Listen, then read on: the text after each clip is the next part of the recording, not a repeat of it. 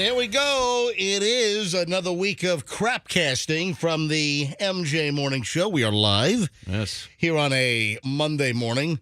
A lot of schools start this week. We'll get into I got more important stuff than that.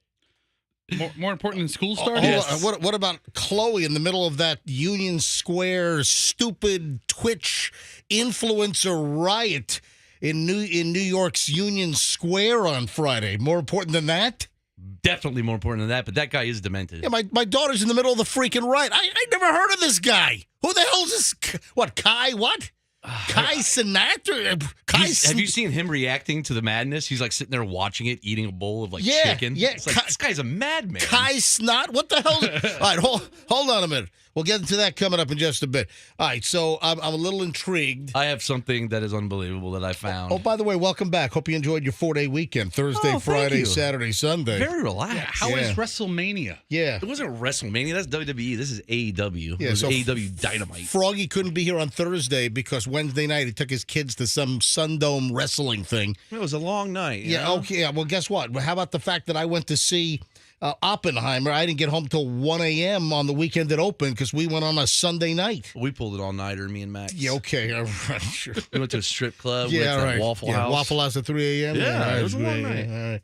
All right, so what's more important than anything I've mentioned so far? I found something driving in this morning that was just sitting on the side of the road. I don't know why. I can't explain it, but it's awesome. And you picked it up? Yes. All right, wait a minute. You stopped your I vehicle. saw it's my vehicle. On the highway. It was actually more in. It wasn't on the highway. Just tell me, where was it? It was like on the side of the road. Where? In town and country. Was it a residential road? Was it like a Yeah, it was like on the side what of the freaking road were you on? Was it Sheldon Road? It was right when Memorial? I turned. Yeah, it was Sheldon, I believe. I'm not very good with the street Well, hold names. on. I don't think you're off of Sheldon. I don't South think of you take Hillsborough, it's Sheldon to work. Memorial. Like when you turn out of my neighborhood, what's that street? That's Memorial. It was on Memorial. That's Memorial. Dude, you have no idea the roads where you I live? get them all confused. It turns Sheldon to Sheldon Memorial. north of Hillsborough. Yeah. Quite a ways So the it was opposite sitting way. on the side of the road on Memorial. Yeah, that's only a 45-mile-an-hour zone over there, right? Is that 45? Memorial's like 45 for the most of the stretch? I don't know. She doesn't pay attention. Yeah, so that's where the California taco stand is. That's pretty Yes, popular, it's a right? lot. Yes. Yeah. All right. So you're on Memorial. I spotted something on the road. In Town and Country. You're coming into the MJ Morning Show. And I thought to myself, did I just see what I thought I just saw? I have to go get it. So Turned around. you pass it. Yes. You thought your eyes were tricking you. You saw something on the side of the road. Yes, I made a U-turn at my favorite Shell station that I always go to. Okay. And I grabbed it.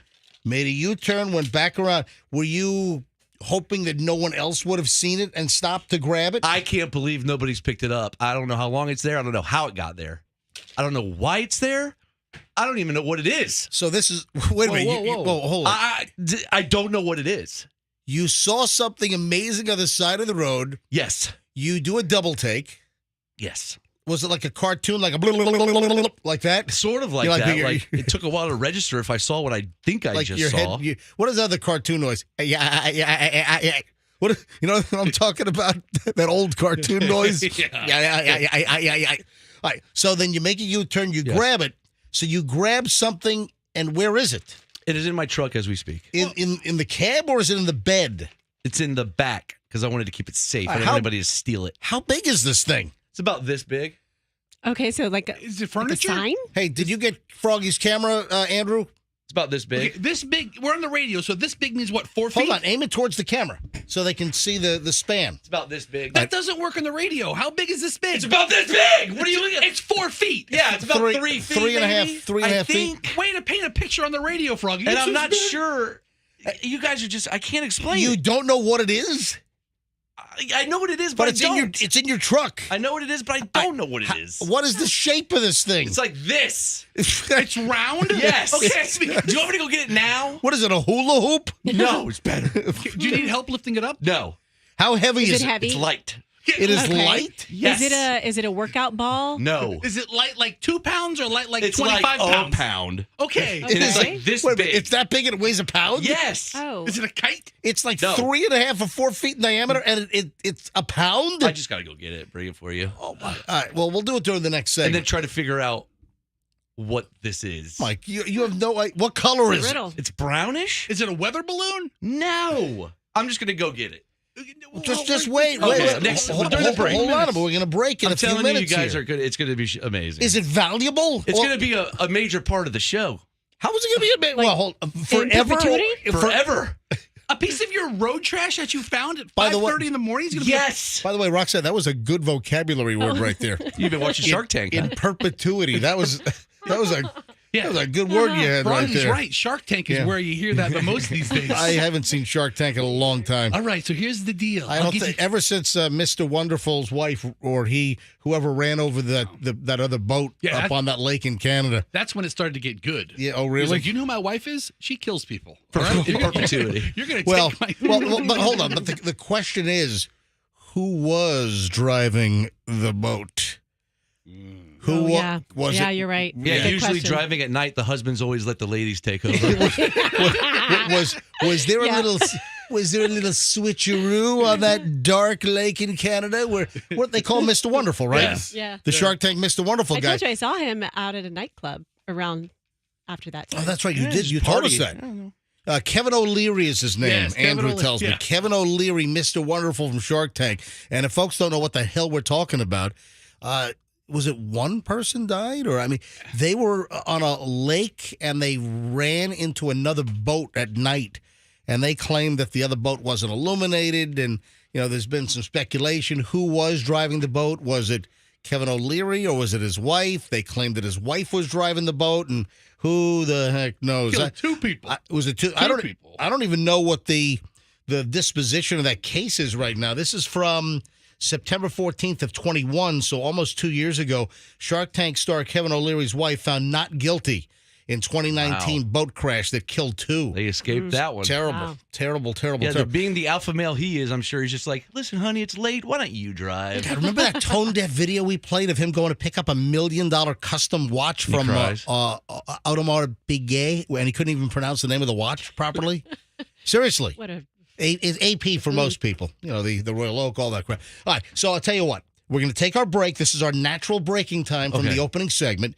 You go get this device, and this will be an early morning treat for the early morning listeners. I'm telling you, you're not going to believe it. All right, folks, next segment. What the hell does Froggy have? He's going to his truck to get it. I'll be right back. Hold on, what if it's radioactive? It's not radioactive. It might be infected. Oh, hold on. Ew. Hold on. Don't bring it. Don't bring it to the studio until I can survey it out in the hallway. All right.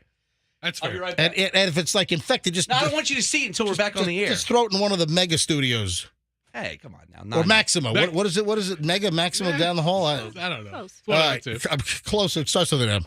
All right, so 608 is Mega a competitor? Yeah. It is. Yeah. All right, so it's Maxima down the hall. See. Okay, gotcha. All right, 608 at the MJ Morning Show, just getting rolling. We're back in a second on the MJ Morning. Man, I'm excited about this. But Froggy's reckless, though. What if this thing's dangerous? All right, hang on. Back in a second.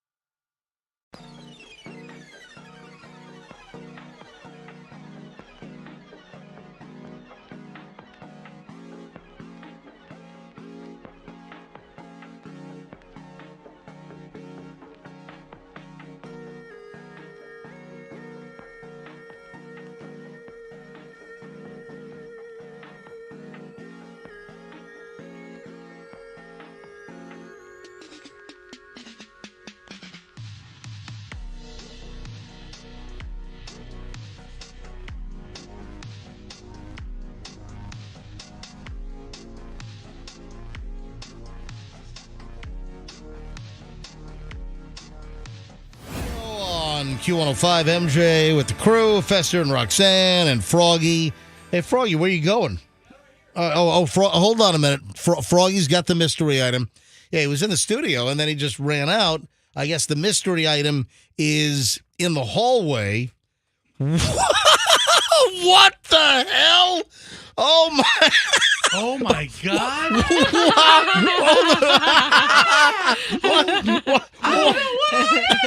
Hold on. Why would you put that on your head? What if it's infested with lice or? Right. Nothing wrong with this. Does it smell? Can you smell it? Ew. All right. Talk closer to your microphone. Oh my! How's this? Better. Do you hear me? Yes. I need a name. What is this? Is that a sloth? No, Is it's this a sloth? No, it's a raccoon. No, I don't know if it's a raccoon. I'm a raccoon. All right. Let me explain what the hell's going on here. Can you believe it? All right, those that are watching on MJTV can see this. This is crazy. Yep. Froggy. I told you. All right, hey. Now he's talking the part also. Wow. So Froggy on the way in this morning. This thing smells. Ew. Yeah. Oh my God!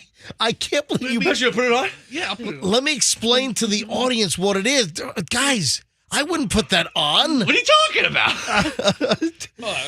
It is. It's best or better. It's a costume head.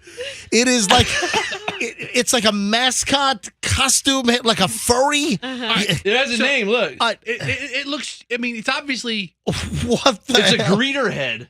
greeter head. It's a. Here, Is it Don't throw this at me. what are you talking about? It's not bad inside. I think I know what it is. It's fairly clean, MJ. Now, why would that be on the smells. side of a road? All right. Oh. I'm holding this up to MJTV right now, and it is like it's a costume head or it's a mascot head. It's if you see people that go to like a furry convention, Yeah. it's like it's a character. It's an animal, a It's stuffed animal, like it's a plushie. It's a character. What is there a name for this? It's a character costume head. A big Yeah. one though. Yeah, like a mascot head. That's I think yes. I said mascot as Like, one of my words as I'm trying to figure out what the hell this is.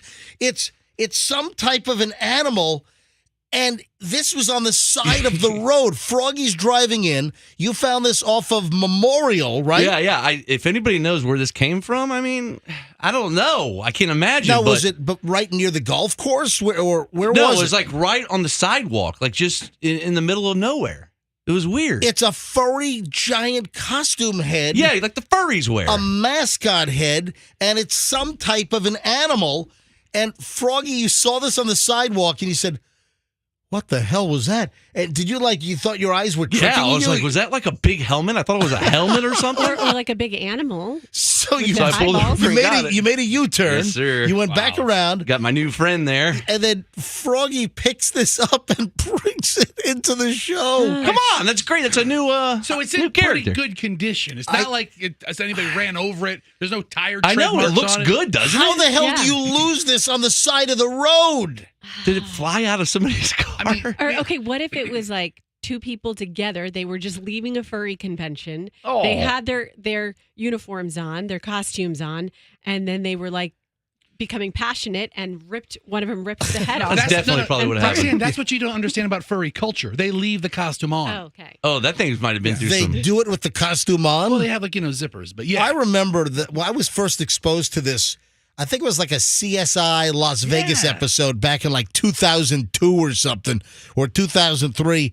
There was some episode about a furry convention where they Yeah. show up in Vegas at a convention and everyone's wearing some kind of a mascot plushie. Oh my God, you found it online. Yes. Now Oh my God. let me read the tag. Not a So raccoon. inside it says Dan D Collector's Choice. So Dan D apparently is the manufacturer. Right. And then it says greeter. It says big greeter heads. So a greeter, like when you're at a store and you're trying to just like sometimes you have Yeah. sometimes you have employees in costume and they're greeting people. That's like the worst job. If you're working somewhere and you got to get into the costume and be the greeter? And I'm trying to remember the last time I saw this. But what is it, a raccoon? No. Now, Fester, how'd you find this online? Who found this? Well, I thought it was a sloth, and I looked up plush sloth costume. It is a sloth. And it was Yeah, a sloth. it's a sloth. Oh, we have a sloth head now for anybody who's Hang being lazy. Fester found this online from a website called bonanza.com. Bonanza, everything but the ordinary. It's amen to that. And Fester finds this online, and the item is called the Dandy Big Greeter Sloth Plush Mascot Costume Head Theater Prop. It's like, I think I've said most of those words except for theater prop. So it's a sloth. That's good. The slowest, laziest animal. Fester, put it back on. This thing is $34.64. Well, it's free for me, baby. $34.64 is what this thing goes for online. But the question is, Fester found the exact head that I'm holding online that Froggy found on the side of the road. So I didn't realize they just sell the heads. I thought it always came in like a full costume. Yeah, where's the body costume? Yeah. What if the mascot wears like a tuxedo and a sloth head? You know, you have to have When do you see options. that? It's a mascot. You know, But Mickey Mouse wears clothes. is there a whole costume, though? The only thing for sale there is a head. I know. Yeah. So are there other parts? Is there the Dandy Greeter Plush Sloth body, mascot costume body? I have to do a little more research. I just saw the head. I saw no body. This might be an a la carte costume. But the question is, whose is this? Yeah, Wow. if anybody's seen it or if it was yours. You know what? We're going to have to go on a mission to find out who lost the greeter head. Who lost the sloth? Why do we have this in our possession? Why did Froggy find this on the side of the road? What if a crime was committed with it? Somebody robbed the bank. Oh, my God, there are bloodstains inside. Oh, put it on, MJ. Let's see what it looks like. I am not putting this thing on. Yeah. I have Put it on, no put it idea. on. I have Roxanne, you put it on. No, but I will. I'll tell you what I will do though. not I have putting one this on my- DJ Kitty one at home. Yeah, that's what? A DJ Kitty head. What the hell's a DJ Kitty? Our Tampa Bay Rays. You know the cat that gets up there I don't and know. I'm plays. sorry, I don't know. DJ? I know Yes. Thunderbug. That's the Okay. only thing I Well, know I have when a- it comes to sports teams. And then don't the Bucks have some pirate dude running around? Captain Yeah. Fear. Yeah, so I don't know. Then the Captain Fear is the name of that so thing. you want to have a MJ Morning Show plushie convention, Roxanne? Yeah, what's going on? Is that what you want? Is that where you're going with this? Come No, on, but I'm MJ. saying I can bring my DJ Kitty in, which is enormous. It's the size of this. Pretty good find, Let me though, see right? this thing. Let It me is. see It this really thing. is. Pretty good find, huh, MJ? This is a good. Huh? Yeah, this is good. Surprising, Oh huh? yeah. You guys could have taken a million guesses. You never would have got it. Nope. Should And that we- 1 pound threw us off. Give should it to we- Roxanne. Should we launder I'm it? not Roxanne, wearing put it on. I'm not wearing it. Why? It just Because touched it'll your... mess my hair up. But listen, I wouldn't want to put it We on all because get lice. you don't know who. That's what I said. What if it's lice infested, Oh, it or if it kinda- has bed bugs or something? Who was sweating? Oh, I was sweating. So it's my sweat. Oh, Fester sweats. Someone's in a- sweating and someone- if Fester worked in a frozen food warehouse and Fester was in the walk-in freezers all day, Fester would still be sweating. You know what? This would be something good to wear. if you Fester did- has a perpetual forehead of sweat balls. All right. Serious. I'll throw it back at you. I'll throw that. Come on, how awesome, huh? That's Good pretty find. awesome. Oh, that's a hell of a It's find. very soft. But the mystery is who lost the head. What is the backstory on this thing? I can't even imagine. We got to find out. So if anyone listening lost their head, if You're a anyone sloth without a head. if anyone lost the sloth head mascot plushie head for a full-sized costume for a human, if anyone lost this giant plushie head in Tampa in the town and country area, It's a mystery. if anyone lost this on the side of the road, we got to talk to you. And your sloth body costume doesn't do much good without it because no one's going to know you're a sloth. Fester, you found the sloth body costume on this I website? haven't had a chance to really do a deep dive into it, although I'll Does find it. Dandy just make heads? Nope, I've never heard of this site, but they have all kinds of categories and all kinds of just quirky homewares. Well, Bonanza is the website. Dandy is the manufacturer. You got to go to the Dandy website. So Google Dandy, Dandee. That is the manufacturer of the sloth head. And I'm sure they also make other heads. I'm sure. I'm sure we need they're more head heads. professionals. Oh, yeah. Do they make a bee head? Oh, Anyway, behead. all right, folks, by any chance, is this your head? Did you lose your head in Town and Country on the side of the road? I want a behead so someone can behead me. 800-990-1047. That's Some yeah. jokes just stay in your head, Roxanne. Yeah. You should Maybe have held some on. kids who was like going on his way to work and lost it, and he's a sloth like on the side of the road and spins the sign. What store has a sloth head employee? Is Buggy's a sloth? I don't know. Bucky's, I pulled up the Bucky's website because he looked kind of like he belonged with that motif, but I think Bucky's is a chipmunk. All right, 800-990-1047. Or beaver. Or a beaver, Yeah, that's right. yeah, Bucky's a That's beaver. Right. Right. Well, guess what? In this picture, he If looks like a anyone chipmunk. knows anything about the head that Froggy found, please let us know. 800-990-1047. That is insane, So Froggy. cute. Look at him. I love Wow. him. All right, I've got a great pile of early morons in the news next. Don't move. The morons. I found those on the side of the road on the way in this morning. So, morons in the news next on the MJ Morning Show. If your carpets need a clean.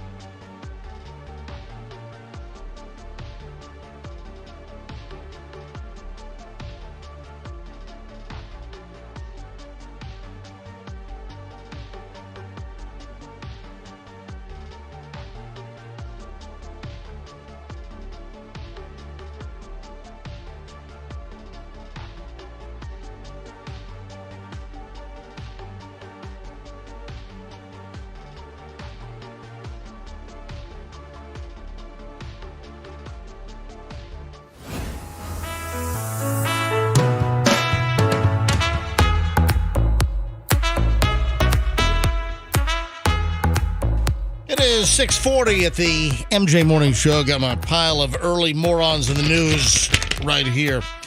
I was about to mention, like, schools opening this week. It's back to school time this week for many, most. And then Froggy interrupted me first thing this morning in the opening segment with this mystery item that he found. So I never got around to the schools opening. So Hillsborough, Pinellas, Pasco, Manatee, Sarasota, Citrus, all open on Thursday. And you know what today is, right? For a lot of schools, Teachers are back, right? Meet the Teacher Day. So what does that mean? You, you get to meet the teacher. Do you just show up? Like it's Yeah. like a prescribed time? Yes, you have your slotted time. You show up and say hello. Bring your kid. So you live in Hillsborough County. I do. So this is Hillsborough County Schools? Hillsborough County. Yes. All right. Yes, Fester. Each school has a different schedule. I know my kids might have one on Wednesday, another one has one on Tuesday. Each school has their own schedule where you come in and you meet the teacher before the first day. But that's like for younger grades. That's not like 11th grade go meet, because you've got a variety of teachers. Why each school has their own schedule. Right. Yes. But what I'm saying is, it sounds like it's more like a kindergarten, first grade, second grade, third grade kind of thing. I never Depends got how- to meet any of my teachers before school. I had to always show up the first day, and it was like a big crapshoot on who you got. At smaller schools, they do that too. Now, Polk County is back on Friday, and then Hernando is back next Monday, the 14th. is when that occurs. All right, let's do some early morons of the news here on the MJ Morning Show. Man, I tell you, I don't know where to start today. How about we start locally? Two sisters apparently smuggled 40 grand in cocaine on a cruise ship here in Florida. They were planning for a really exciting cruise ship. I guess so. You know, they have dogs on those things. What? They have what? They have dogs before you get on those things, right? How do they get those in? Well, did they bring the drugs on the boat on the American side or from another country trying to bring them back into America? I think choice B, right? What was that, Roxanne? Did they get it from another country? Well, let me give you the story. These two sisters, they were on the MSC Seascape cruise. So the MSC Cruise Lines, why had I not heard of that until like recently? Did that come out? Was MSC a different name? Well, I've been on MSC. I've been on the MSC Lyrica in Europe. The Lyrica? The Lyrica. What are you, Alec Baldwin's wife over as there? As a matter of fact, we went to Mallorca. You went to Mallorca? I am serious. We're what's her name? What's her name? Ilaria? Yeah. Ilaria. Where Ilaria Baldwin is not from. Jeez. But she obviously fell in love with it. Yeah. So two sisters apparently smuggled about 40 grand in cocaine in their suitcase while on the MSC Seascape. Yeah, the U.S. Customs and Border Protection, they did an operation. They were scanning and, I guess, sniffing and checking things out. After the cruise came back to Miami, it was over in Mexico, Jamaica, and the Bahamas. And Takia Harder, Shanika Renee Parker, they were told by Customs and Border Protection agents to follow them and bring all of their items to a special inspection area. I guess they had a little inspection table. And they were told to bring their items off to the side, and that's where, Froggy, you said the dog, right? The dog. Yep, that's where the dog did a little sniffing, and the dog determined that they were carrying That's all it takes. a whole lot of cocaine. Now, was it random or did they know beforehand? I don't know. That's a good question. Well, like Broke Down Palace. Remember that movie? You remember the movie Broke Down Palace? I never saw Broke Down Well, that's Palace. the story of the two girls that got like, Claire Danes and Kate Beckinsale, and they smuggled drugs. Accidentally, they took a bag for someone. So was this a case where it was like, oh, will you carry this bag for me? And they didn't know what was in it? That's like at the airport. Has anyone asked you to carry any luggage that's not yours? Yes. Never. Yeah, I wouldn't do that. I mean, who takes a bag from someone? Yeah, can you carry this bag for me, please? Yeah, well, I'll pick it up One on the time other end. someone asked me to do that. Get out of here, really? Someone I was traveling with. So, yes. Where was continue with this and story. when? Okay, so I was in Mexico, and Oh, I was in Cabo. Hello. And you were this close to ending up in a Mexican hellhole prison, man. I'm telling you. Go ahead. And so we were kind of like chaperoning these two kids on their spring break. So Doug and I were. What? Right? When It was this? This is like when we first met. So before you had kids, It's 2009. Yes. and you're chaperoning. Whose kids are you chaperoning? One of his best friends. Like, obviously, they didn't want to go with their dad, and we're closer in age. So, anyways, he's like, "We'll have Doug and this new girlfriend he has." You know. Can you leave the S off of anyway and not say anyways? Can you leave the S, leave the last S off for savings, Should I save it for Davis Islands? like those old mattress commercials? Yeah, leave the last S off for savings. Yeah, just anyway. Drives me crazy when you say anyways. Okay, literally. You say literally all the time. So we went to Cabo and we were chaperoning the kids, having a great time. Well, I kind of suspected that one of the kids was partying a little bit. Now, Doug How old were the kids? 20-ish. They I mean, were in So, college. hold on. Why? What do you have to chaperone a 20-year-old 'Cause kid it was for? Cabo. It was Cabo. It wasn't like, it was out of the country, in other words. Are there 10,000 other kids there? No, just 2 kids. These 2 kids went on a trip. But college kids in their 20s, they go to foreign destinations for Yeah. spring break Well- all the time. That's like our senior trip in high school was to Mexico. It's like, I can't imagine being saddled with you two. So what happened?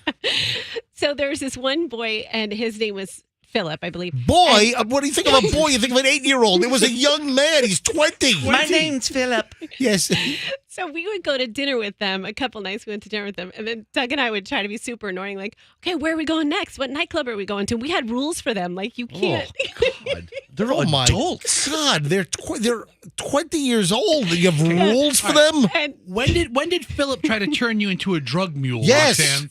I'm getting to that. Okay, please. So Well, hurry. I only got told- like 2 minutes left The here. show ends at 9:45. I told Doug, I was like, I think Philip is doing something. I think Philip is doing drugs. That's what I told Doug. Doug's never seen a drug in his life, so he doesn't know. So, but anyways, we get to the airport to leave to go home. A couple days later, Philip asked me to carry his bag. I kid you not, in the airport.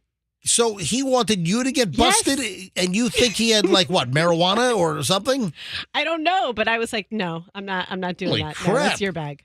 Philip. What kind of friends are you dealing with here? Where are they today? How long? This was 2009? I have to figure out what happened to Philip. This was Obviously, 14 years ago. yeah, it was Where 14 the hell years are ago. they now? Well, I know the other one. He's a close friend. Philip's probably in prison. Where are you now? Cinch. Yeah, go ahead. So that was it. So I said no. I've saw Broke Down Palace. I'm not falling for that one. You've been leading on this movie for a while. I'm not going to fall for the banana in the tailpipe trip. I've seen this before. Mike, yeah, I've seen this movie before. And that's it. The story ends there. I said no to carrying the potentially drug-laden suitcase. Anyway, back over to the two Shaniqua and Shanika and Takia. How much money was it? How much was it worth? It was about 40 grand. So here's the deal. When they left their cabin with their luggage and their belongings, the Customs and Border Protection canine apparently went, did like a Scooby-Doo. And they say the dog noticeably changed in its demeanor and seemed to hit on their suitcases. And that's what those dogs do. They're trained to do this. So they were pulled aside after the dog apparently caught a whiff and a sniff of something. They pulled the two women off to the side and, they gave the customs declaration forms to the women to, they say, claim ownership of the luggage. And then they were searched. And in the belongings, they found like a special sewn-in area in a Samsonite suitcase. There was like a backpack inside the Samsonite suitcase.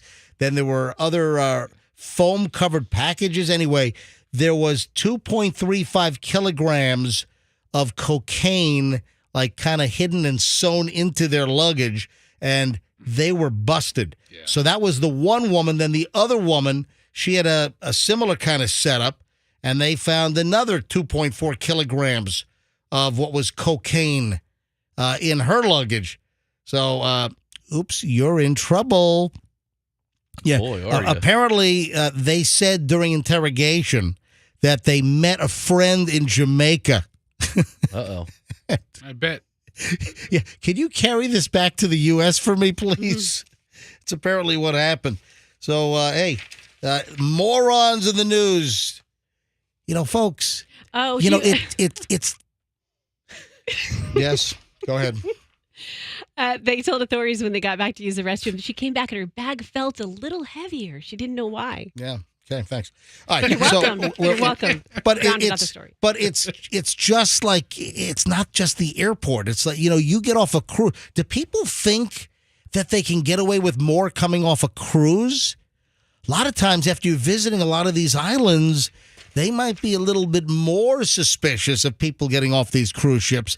And these two sisters, they're going to be spending some time in a little federal lockup. I would say that they're in just a wee bit of trouble. All right, 6:52 at the MJ Morning Show as we get rolling here on a Monday morning. All new week of crap casting here on the MJ Morning Show. Don't forget, 7 o'clock hour is right around the corner. We'll do an hour and 20 minutes nonstop beginning about 7:23 this morning. So heads up. Hey, if you're looking to go solar, listen.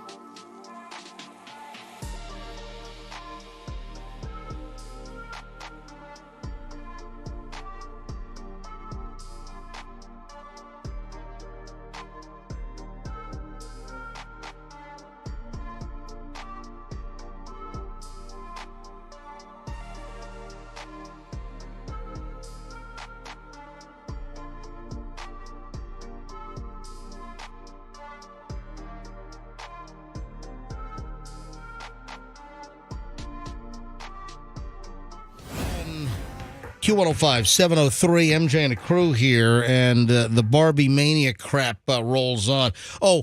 Next segment. I mentioned this first thing this morning when we first started the show about an hour ago. I mentioned about the situation up in New York. We were up in Manhattan. We left on Thursday morning, and we were up there Thursday night, and then Friday, Saturday, Sunday. And Chloe, my daughter, who's doing a summer course at NYU, Chloe ended up in the middle of that Union Square riot with that crazy Twitch social media influencer dude who I never freaking heard of. My kids have both heard of this guy, so Julian and Chloe. So how did Chloe end up in the middle of the riot with this PlayStation 5 giveaway, whatever the hell it was, that attracted thousands? They started attacking the police, vandalizing stuff, and then Chloe's right there. I've got video. In fact, I posted the video on my Insta. Another reason why, folks, you ought to be following my Instagram. You never know what the hell's going to pop up. Certified MJ Radio. That's Certified MJ Radio. My Instagram, it's pinned, so the video is pinned, but I'll get into the details in just a bit. Certified MJ Radio, stand by. All right, first on to Barbie. So I saw over the weekend that the studio is making a big deal about Barbie, how Barbie crossed the $1 billion mark. So that's not just in the U.S., that's internationally. So Barbie is now over $1 billion. What did I see? I saw that the North American total for the U.S. and Canada was like a little over $400 million already. Yeah, so $459 million, I guess, is North America. So U.S. and Canada, it's already almost $460 million. But when you add all of the international box office receipts, it's now over $1 billion freaking dollars. You know, for this movie, which Forbes magazine, they said it's nothing but a 2-hour Mattel commercial.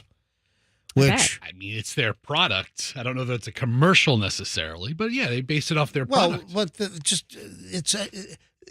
some people said that it's a Barbie commercial. Like Barbie sales. I got to believe that Mattel is cashing in like bandits.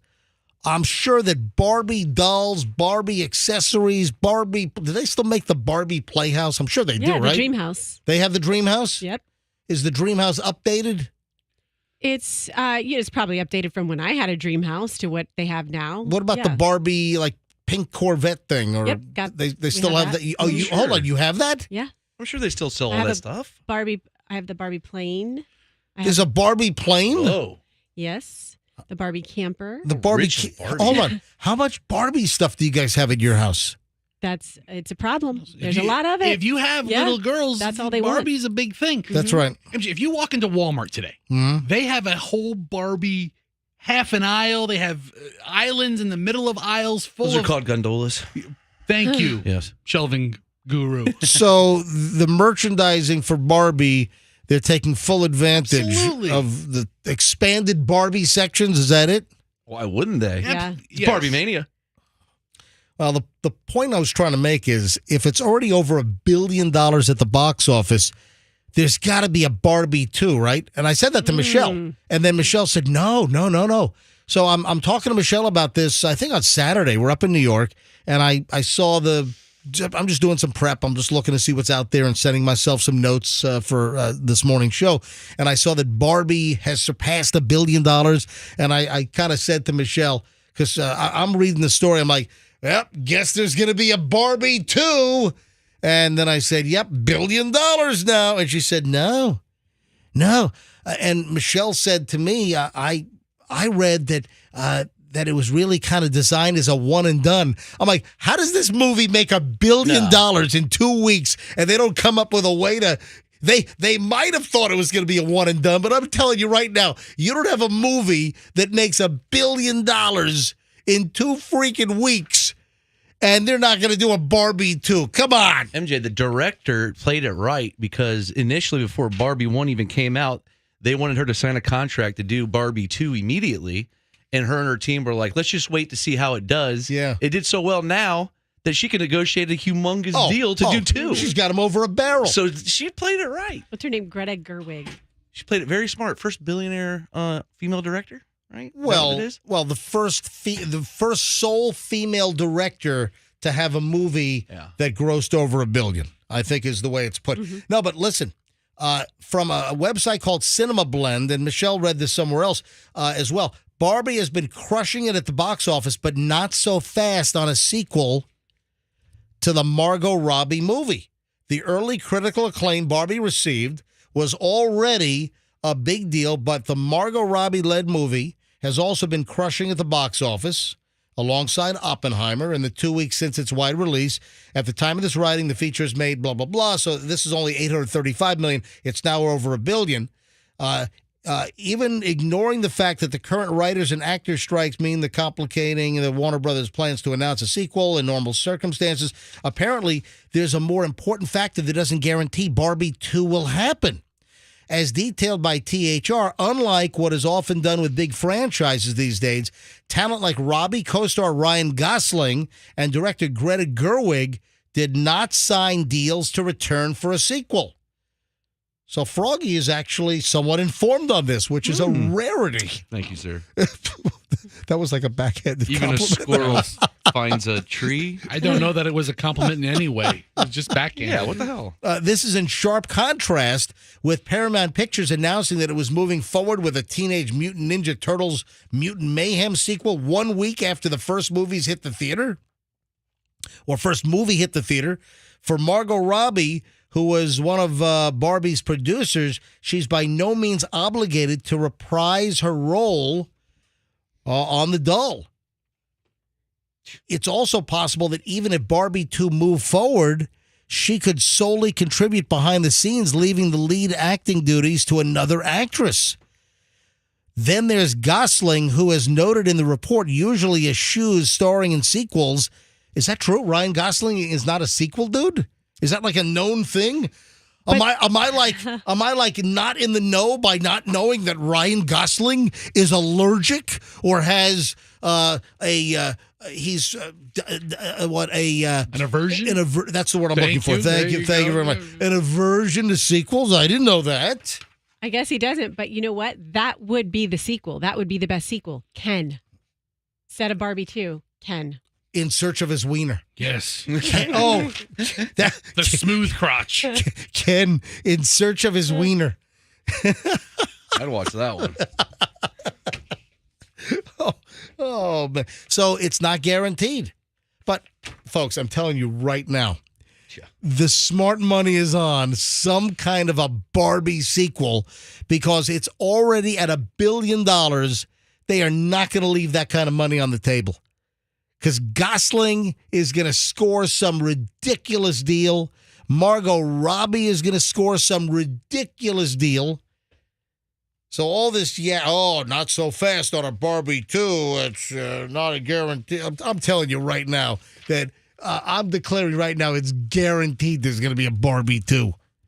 Look, and the whole Avatar thing, sure, it took James Cameron 39 years to come up with a sequel to Avatar 2, which I never saw. And I hated Avatar 1.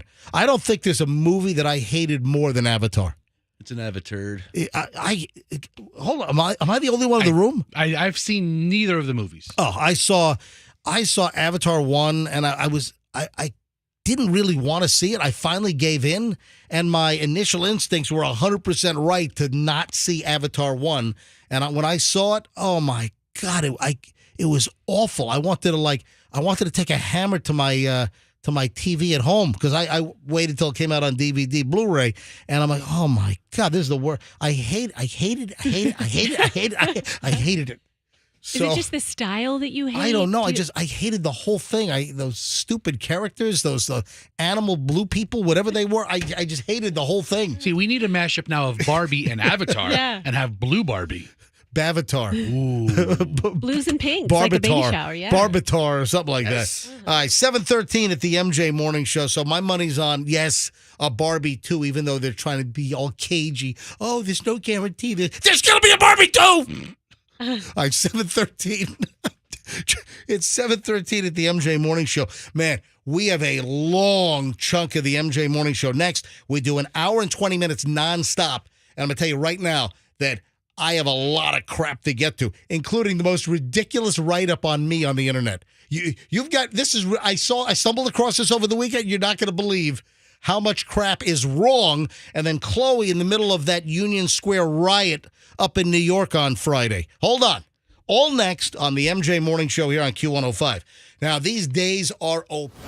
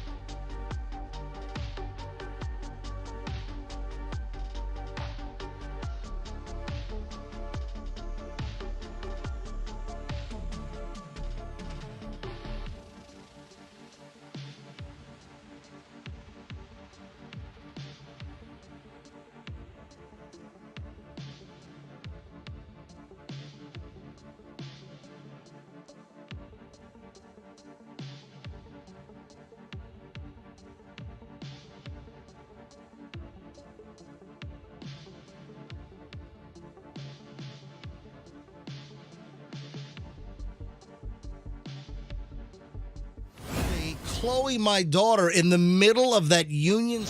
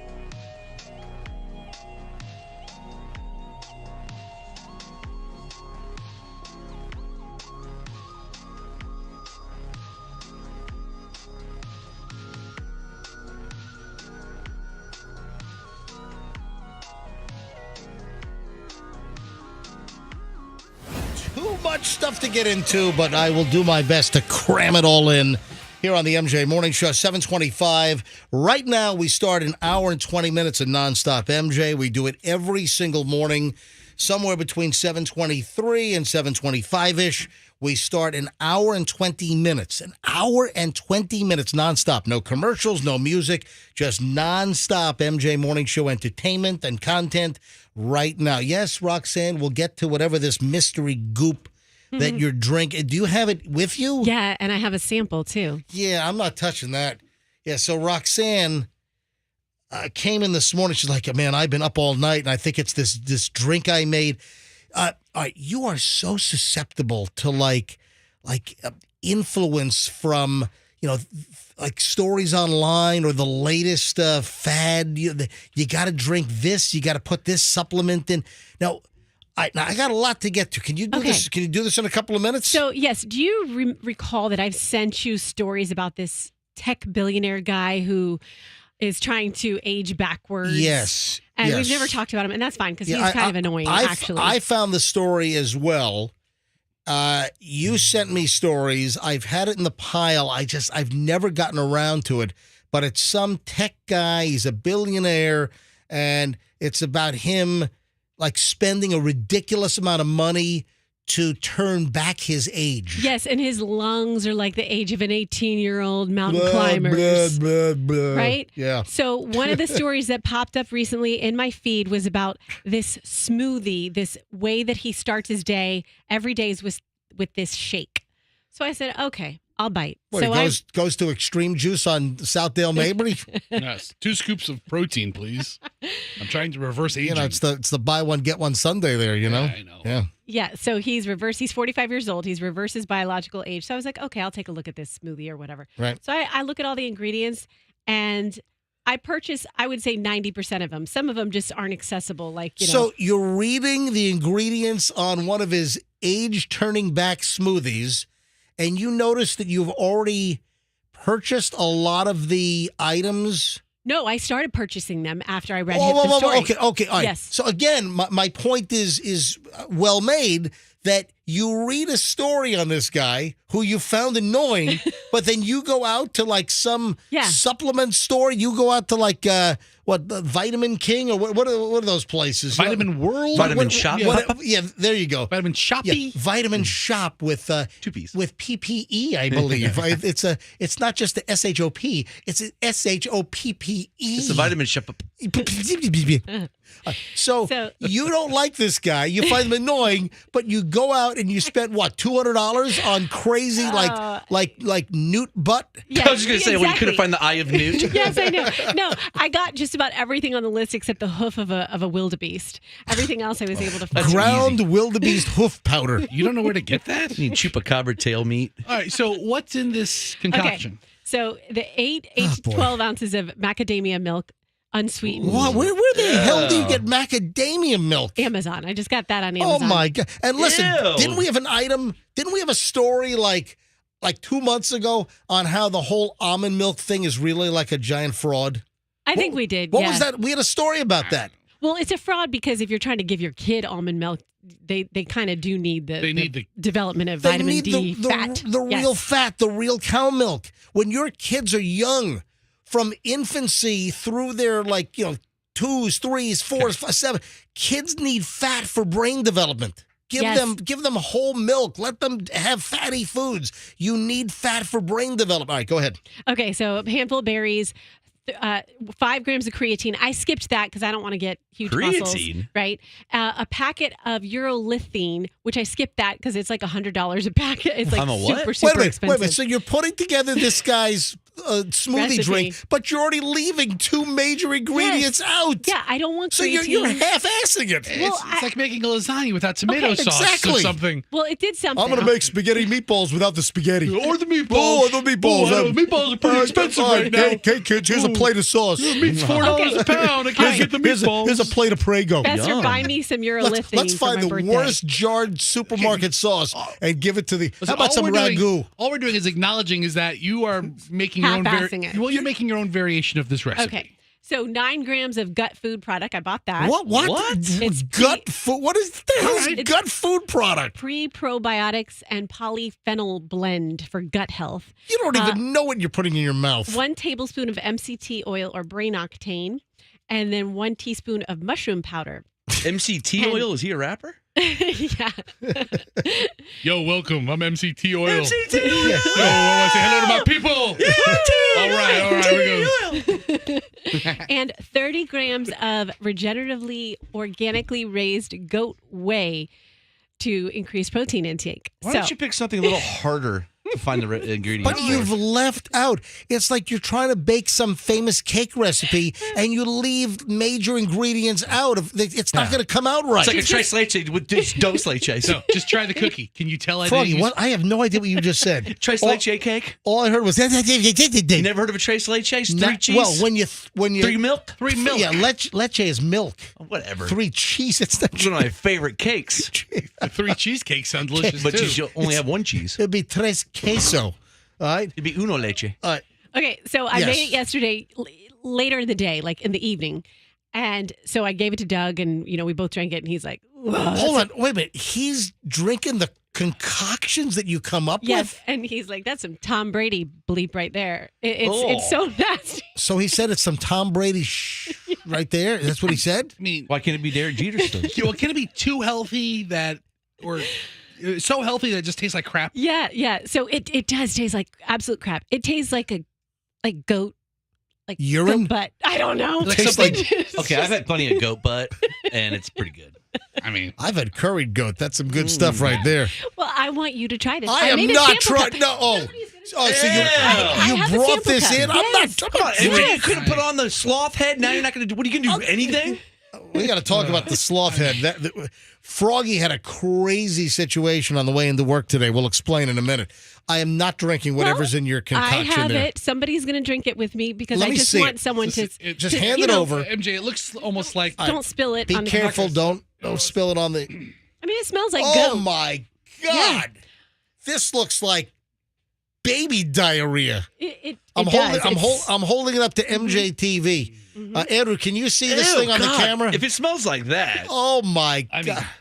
to reverse. Oh my God! I'm going to throw up. Just drink it. Just take a little I tiny am sip. not putting No, this in but my. let me tell you, it works. No. Something about it works because I didn't sleep the entire night last night, and today I have a ton of energy. why didn't you sleep? Because Oh, that's- yeah. something in Boy. it had like the MCT oil. I just Googled it now, and it gives you energy. And I'm telling you, I didn't sleep the entire night. I just lied in bed. I knew you What were about hopped the up- other 2 major ingredients that you didn't put in here? Just imagine if those had been in here. The urolithine and the creatine. Yeah. I am looking at this, and this looks like when a passenger has a bad case of neurovirus on a cruise ship. It does. All right, Dude, I that's am disgusting. not. Hey, Frog, you want to drink it? No. No, just take a look. little sip. Just take a little tiny I baby just sip. handed off. Froggy, he'll eat anything. Yeah. Yeah, I'm Are you actually. drinking this? I'll have a Drink sip. all of it. Don't waste it. All right, You here want we me go. to drink all It's like All right. $10 a Hold sip. on. Wait a second. How much money did you spend to make this? I don't know. And you even left 2 Yes. Froggy, don't drink it yet. So, about how much did you spend, even leaving out the 2 expensive ingredients? I bought over $100 in products. Oh my Yeah, God! that'll make multiple drinks. Yes, it'll make multiple drinks. You are so sucker. Do you fall for all the tech scams and everything? No, Have you I- sent money to some Nigerian prince? No, I just fall for smoothie scams. Oh my God! And how much were the ingredients that you left out? That urolithine is like $100 a. It's ridiculously. So expensive. this would have been like you already spent over $100. This would have been what, a $300 smoothie? Yeah, it's. What the hell? That's what I'm saying. Drink it all, Froggy. It looks like Or share a with Fester. scene. It looks like something Linda Blair spit It out. does. Oh, by the way, I did see the trailer. There's a new Exorcist coming out in October. Did you see great. that? Another one. We might recreate it right now. No. It's like it's biracial now because you got a white possessed chick and now you've got a black possessed chick, and they're like friends. The black girl and the white girl, they're friends, and they both become possessed. So it's like equal opportunity possession now. I'm all for Where's demon the- diversity. Where's the Latina possessed chick? I want the Asian chick Where's as well. the guy getting possessed? All It's right. always a little girl. Ex-himsis? So new Exorcist is coming out. All right, Frog, I got to move on. Roxanne hijacked the show. I had so much to do. All right. I don't really want to drink It anymore. tastes very goatish. I have to I've never warn you. eaten a goat. How is that an adjective? It tastes like a goat smells at a farm. All right. All right, go ahead. Take a sip. Just drink all of it. Oh, Fester's holding up the trash can. So good for you. Oh. That is so expensive. That is so expensive. Spit it out. That was horrible. My eyes. Froggy just hurled it up like Linda Blair. I couldn't keep it down. I'm sorry. Is your head going to spin around? Oh, I feel like it's going to. I can't drink that. Your mother sews socks in hell.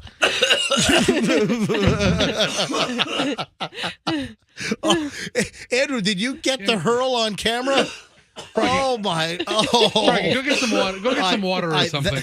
You know I have a weak gut. Apparently, Froggy's projectile of returning that to the trash can I reversed it. was caught on MJTV. So that was on MJTV, which, of course, we're live every morning. Now the whole studio smells, MJ. I'm sweating like a pig. Roxanne, don't bring your crazy I'm just trying to- supplement concoctions in here. Oh, my God. Trying to raise everybody's level of health. That was horrid. I'm racing toward death. I don't want your longevity drink. I'd rather die. That was awful. Froggy, did it taste very goatish? It tasted like hell. I just smelled it and I didn't want any part of it. I hated that. I hated First it. of all, it looked like a construction site porta potty.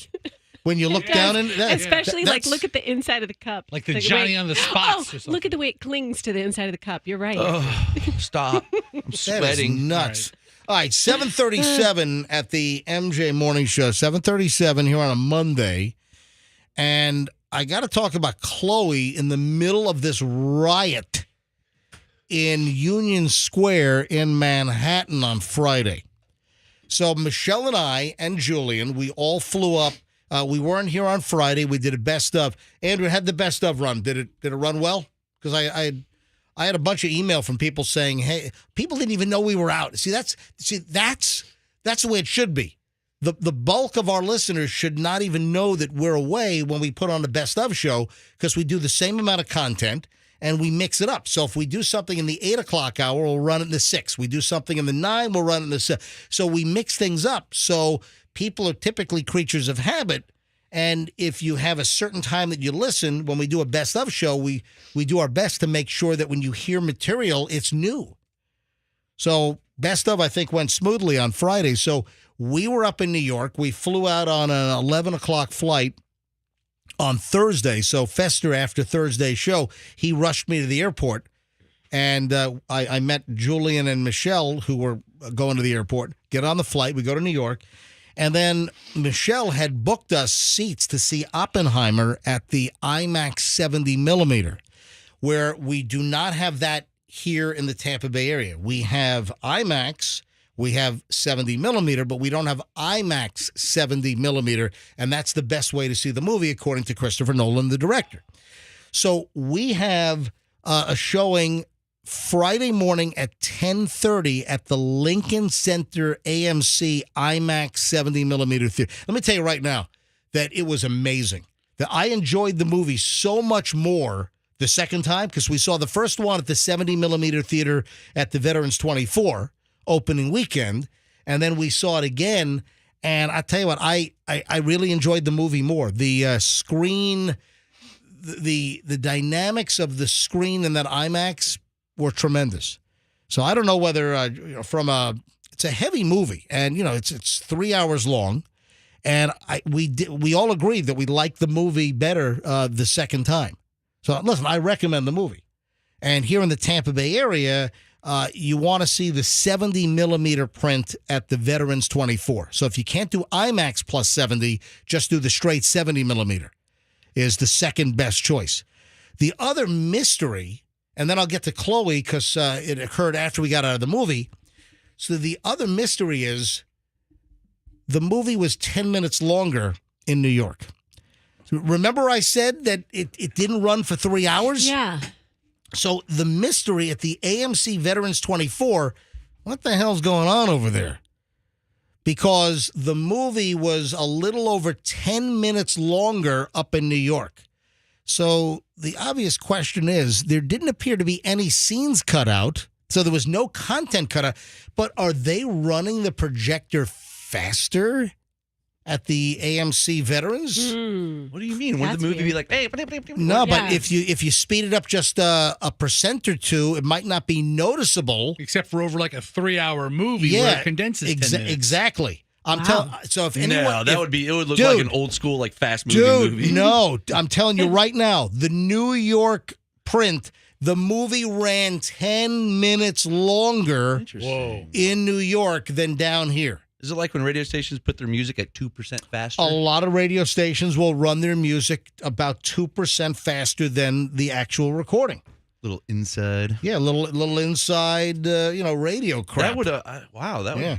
that's crazy. If anyone knows, why was Oppenheimer, and remember, I complained about that. Remember I said, hey, the movie came in at, it wasn't 3 hours. It came in at 2 hours, 40 minutes. We're going to have to check the calibration. Yeah. Yeah, And, the machine. yeah, the somebody machines of- missed a switch. yeah. And then also there was 6 minutes of credits because there was a question, well, how long were the credits? We stayed to the bitter end. The credits are 6 minutes long. I'm telling you right now that the movie we saw in New York was 10 minutes longer than the Oppenheimer we saw here in Tampa at Veterans 24. All right, so on to Chloe. We leave the theater and we split up because Chloe had some studying to do, and then Michelle and Julian and I, we went somewhere else to go take care of something for Michelle, and we get out of the movie at about, because it was a 3-hour movie, so the movie started at 10:30, so it's about 1:30 or so after all the trailers and everything. So Chloe splits off, gets on the series of trains to get back to her NYU dorm. Chloe is doing a summer course at NYU. So she gets on the train, ends up near her dorm at Union Square. She gets out of the subway, and there is a mob. There's mayhem up above. And she immediately calls us and says, Mom, Dad, Julian, there's a big food fight going on in Union Square. I'm like, A what? food fight? Yeah. Initially, she said it was a food fight. Well, we come to find out it wasn't a food fight. It was a riot. It was a riot, a total riot. Now, again, the video is on my Instagram. Another reason, if you don't follow me on Instagram, this is another great reason to follow because you never know what's going to pop up. Chloe gets out of the subway up at Union Square, and suddenly there's a mob. People are running. People are fleeing. Chloe starts rolling video, and I posted one of her clips on my Instagram, Certified MJ Radio. Certified MJ Radio. Now, I don't know if there's any cursing. It's just Oh, crowd. during the riot? I'm sure there's none. No, I'm talking about. All right, so this is the audio.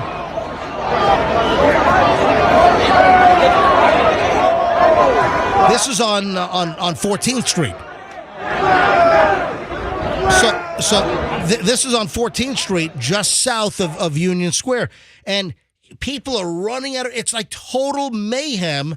And I'm like, oh my God, my little princess, little Chloe gets out of the subway in the middle of this Kai Cenat riot. Now, I never heard of this. Who the hell is Kai Cenat? I had no idea who this guy was. I don't know, but he just got my follow. Sounds like a 90s shock jock. And then- So that. I mean, it's crazy. So I post it, and then Calta, Mike Calta, he sends me a direct message. Dude, was Chloe really in the middle of this? Right. So Calta, he sees my video on my, because listen, I follow his Instagram, he follows my Instagram, and he's like, real dude, you're, I'm like, yeah. It turns out that Calta's wife and kid were up there as well. No way. Yes. In the midst of it? Yes, exactly. Did they get a PS5? Oh, I mean, holy. All right, so here's the deal. And then, Calta and I were joking back and forth. We had no idea who the hell this guy was. I've never heard of this guy, and I'm in on the loop. Yeah, Froggy, you're on all the YouTube crap. Yeah. You know the Twitch. You're a Twitch gamer. I'm a streamer myself when I'm gaming. All right, Froggy's a Twitch. You never heard of this guy's got Never. 20 million followers. Who the hell is Kai, Kai C-E-N-A-T. Who the hell is this guy? None of us heard of this dude, but he caused a riot because he said he was going to give away a PlayStation 5 and like controllers, and he was going to give away gift cards. So he pre-promotes this, and like 8,000 people show up. It was insane. And then they start rioting. They start throwing crap at the cops. They start damaging stuff. There was a little construction site at Union Square. They break into the construction site, and they grab buckets of paint, and they're throwing paint all over the place. There was a store owner. I saw a story of a store owner who was like 60-something, and Yeah. he got beat like by like 5 kids. And the streamer was watching the news report, and he's like, "What a waste of time to report on this crap." I'm like, dude, He's been arrested. yeah, he's in trouble. This dude is in a little bit of trouble. He was at home streaming the riot and commenting on it. Yeah, Twitch streamer Kai Cenat charged with inciting to riot after New York City melee. Twitch streamer released from police custody after felony riot charge. He's been hit. Well, also, it's what he said leading up to it. He said something like, and I've got the quote. I'll get to that here in a second. Twitch streamer Kai Cenat sidestepped the night behind bars after he was hit with 3 criminal charges for allegedly causing a violent melee at his PlayStation giveaway gathering in New York City. Kai was issued a desk appearance ticket for felony riot and misdemeanor inciting a riot and unlawful assembly before getting released from a Midtown Manhattan precinct Friday night. Video showed Kai dashing out of the station house with a security and jumping into the back of a SUV van which sped away, or SUV which sped away. Also, when he fled the scene, when he fled the riot on Saturday afternoon, when he fled, he got into a black SUV, and people jumped on his SUV, and you see people falling off and smacking their heads on the street. Yeah. I can't believe this worked out like that. I mean, Insane. people still fall for this And, stuff. you know, when we were in New York, our first apartment was right there on 15th Street, and 15th Street it bisects, right in the middle of Union Square. It's 15th Street. We were right down the street from this thing. I mean, it's just insane. And then Chloe gets out of the subway, and she's in the middle of this. I'm like, Chloe, get out of there. It's just, she rolled video. If you want to see her video, it's people as far as you can see, and people are running. So some of the folks that are running, you got to believe that maybe they like attack the police or something, and they're running away. The video is on my social media, on my Instagram. Chloe's video is on Certified MJ Radio. That's Certified MJ Radio. It's pinned, so it's the first item on my Instagram, Certified MJ Radio. So check it out and give me a follow. If you don't follow me because you don't know what the hell is going to show up on my Instagram. Yeah, I mean, just a bunch of pizza videos and pictures, and I'm like, oh, great. And then, boom, a riot. Riot! I'm like, now we're talking. And some kick-ass New York pizza over the weekend, man. It was Pizza Palooza. You were gluttonous this weekend. We were, man. I'm not touching carbs for a week and a half. I'm Gonna telling do you. your Prolon. Yeah, and we finally got a reservation at Una Pizza Napolitana. So finally got an item there. Oh, and then Fester's looking at the fake handbag video. This is a lot of fake handbags. Oh, it is the worst I've ever seen. So there's another video which has thousands and thousands of views already, and it's on Canal Street. And listen, I know all about Canal Street. When I worked up in New York, my radio studio was like a block south of Canal. So I know Canal Street very, very well. I have never seen the fake handbag situation on Canal in New York as bad as I've seen it. You know, you used to have a couple of guys, they'd have the sheets kind of like off on a side street, sheets or blankets on the ground with the fake purses. Now it is up and down Canal Street. Thousands and thousands and thousands of fake bags. How is that legal? Can't the cops come and be... It's not. They're not enforcing it. So where's the NYPD? Where are the feds? This also falls under, federal counterfeiting issues. Oh, my gosh. So it is so brazen. Now, Canal Street has always been known for fakes. Yeah, the guys that are, they have a blanket set up and but they have it so they can easily They can scoop it up and run away if like a knapsack. if the cops are coming. Now these guys have full displays. They're not going anywhere fast. No one's enforcing all the fakes. They looked really easy to steal too. It looked like you could just run by and grab one. You don't want to steal. Not on Canal So, Street. hang on. I want to get into that here in just a second, but I just wanted to point out that this Twitch streamer, Kai Cenat, now he's apologizing. He feels disheartened. But before the riot, he said that the giveaway could get rowdy. He said, "We're going to go crazy, bro," is what he said before the giveaway and the riot. Well, guess what? He was 100% right. All right, back over to the fake handbags now. And there's a kind of a fake handbag situation here in the Tampa Bay area. Roxanne, I'm sure you know people that have bought fake handbags here in the Tampa Bay area. What I right? know is there's an IG account. I don't know the name of the account, but they're knockoffs and they look really, really, really good. And so I know some people who use that IG account, but I didn't know it was a big thing in Tampa. Well, let me tell you what's going on. So up in New York, the fake handbags were the worst I've ever seen it off Canal. I'm talking about Chanel, Gucci, Prada, Hermes. What am I missing? Goyard. I mean, the fake handbags were out of control. So many damn handbags. I've never seen anything like it. It was like a flea market all over the place. And it was never this bad when I was up there. I mean, you'd see them on a set, but never anything like this. And the amount of fakes, it baffled. And when we're walking with Michelle, I mean, you couldn't even walk on the sidewalk. They got them on both sides of the sidewalk. And no one is enforcing this crap. Nobody. It's wide open. So anyway, there's a video of that on my Instagram if you want to see it. Certified MJ Radio. And there's even a little comment from Julian at the end of the video as we're like navigating, through all this this fake crap. You should have picked some up. You could have given away as on-air giveaways. Yeah. Well, I'm not. Yeah. What do you mean? Straight from New York. I'm not buying. Right. I'm not buying fakes. Okay, fine. Don't buy. Why would? Well, first of all, it undercuts the copyright Yes. and the patents of the designers. Yes, I'm very concerned about the copyright of Gucci. Yeah. Well, And don't they sometimes use children labor to make them? I don't know about that, but how about the fact that a lot of times these counterfeits support terrorist operations? Does that bother you, Fester? Or are you into terrorism as well? Are you into terrorism? Yeah. All right, great. There's a lot of fake handbags in New York. There's a ton of them. Oh, so you support terrorism? I'm a big supporter these days. Yes.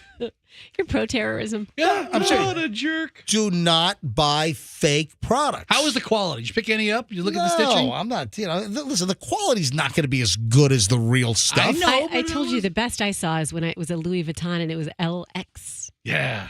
instead of an LV. No, hold on. These aren't LXs. These are total knockoff ripoffs with the full copy logo. Yeah. Not little cheap ways to alter it a bit and say, oh, it's an LX, not an LV. No, these were full-on knockoffs. And again, the video's on my Instagram right now at Certified MJ Radio if you want to take a look at that. I would like a fake Fendi change purse next time you go. Oh, gee, I'm not. Please. No. Please. Do I have to say please? I am not. Please. How much terrorism can I support with a change purse? I am not buying a fake anything. I'm not if you want to go up there and support terrorism and buy these bags, you go ahead and do it. One billfold. How much am I supporting with that? One? Pastor, you should stop.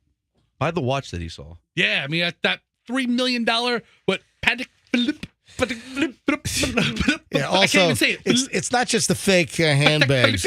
It's the fake watches as well. That thing was all scratched up. Who's going to buy that? Is that really a $3 million watch? I think that's plastic. I think there's plastic on it. I was going to say. Yeah. Like all fine fake watches that So has a plastic shield. I also took a picture of a Patek Philippe Tiffany blue dial. And who was it that paid like $3 million? Was it like Puff Daddy or something, or P Diddy or whatever the hell? One of the big rappers bought one. There was a limited edition Patek Philippe watch. And it was like, it's the Tiffany blue dial. So Tiffany has that light blue color. Yeah. And this was a limited edition Nautilus 5711 Patek Philippe. And the watch, it zoomed to like $3 to $6 million on the secondary market. And there was like a fake one of those. And, the deal is up there is, they'll shoot high. They'll say, oh, yeah, $250. And listen, you can walk away with that crap for $30, Mm-hmm. But again, I'm not buying anything from, and they're selling weed openly on the street as well. There was a guy, the big plastic bucket that you get the cheese balls at Sam's Club or Costco in? Yeah, like the Utz brand or something? Yeah. Utz, whatever. So there's a dude on the sidewalk with a giant plastic container with bud, with marijuana. He said, so his fake purses, fake sunglasses, fake watches, and you can buy real marijuana. The guy had a whole. I'm sure it probably wasn't even real. No, I think it was. I took a picture of that. I got to post that. I didn't even post that yet. How do you not post that? Yeah. That's the booth crazy. I'm stopping at. Anyway, and as I said, I know there's a fake handbag situation here in Tampa as well. There are people that sell, the fakes. Listen, where? If you're buying a fake, really, come on, You got to be pretty materialistic. Either carry the real thing or just buy something more moderate. Don't support terrorism. That's respectable. Bunch of South Tampa terrorism supporters. You ready for this little bio on me online, which is just ridiculous? What is this bio? Okay. And who wrote it? Where did you see it? Somebody sent me a link and said, hey, MJ, did you see this story about you? I don't think all the facts are right. I'm like, what? So this person sends me a link, and it's ncesc.com. ncesc.com. And apparently it's some website that does like these aggregated bios of people, well-known people. What? And listen, I'm regionally well-known, but not nationally. It's a clickbait post site where they just have all kinds of information and stuff. So it's a clickbait site. So what's on there right now? They have a front page of their latest posts. What time does Walmart start and stop selling alcohol?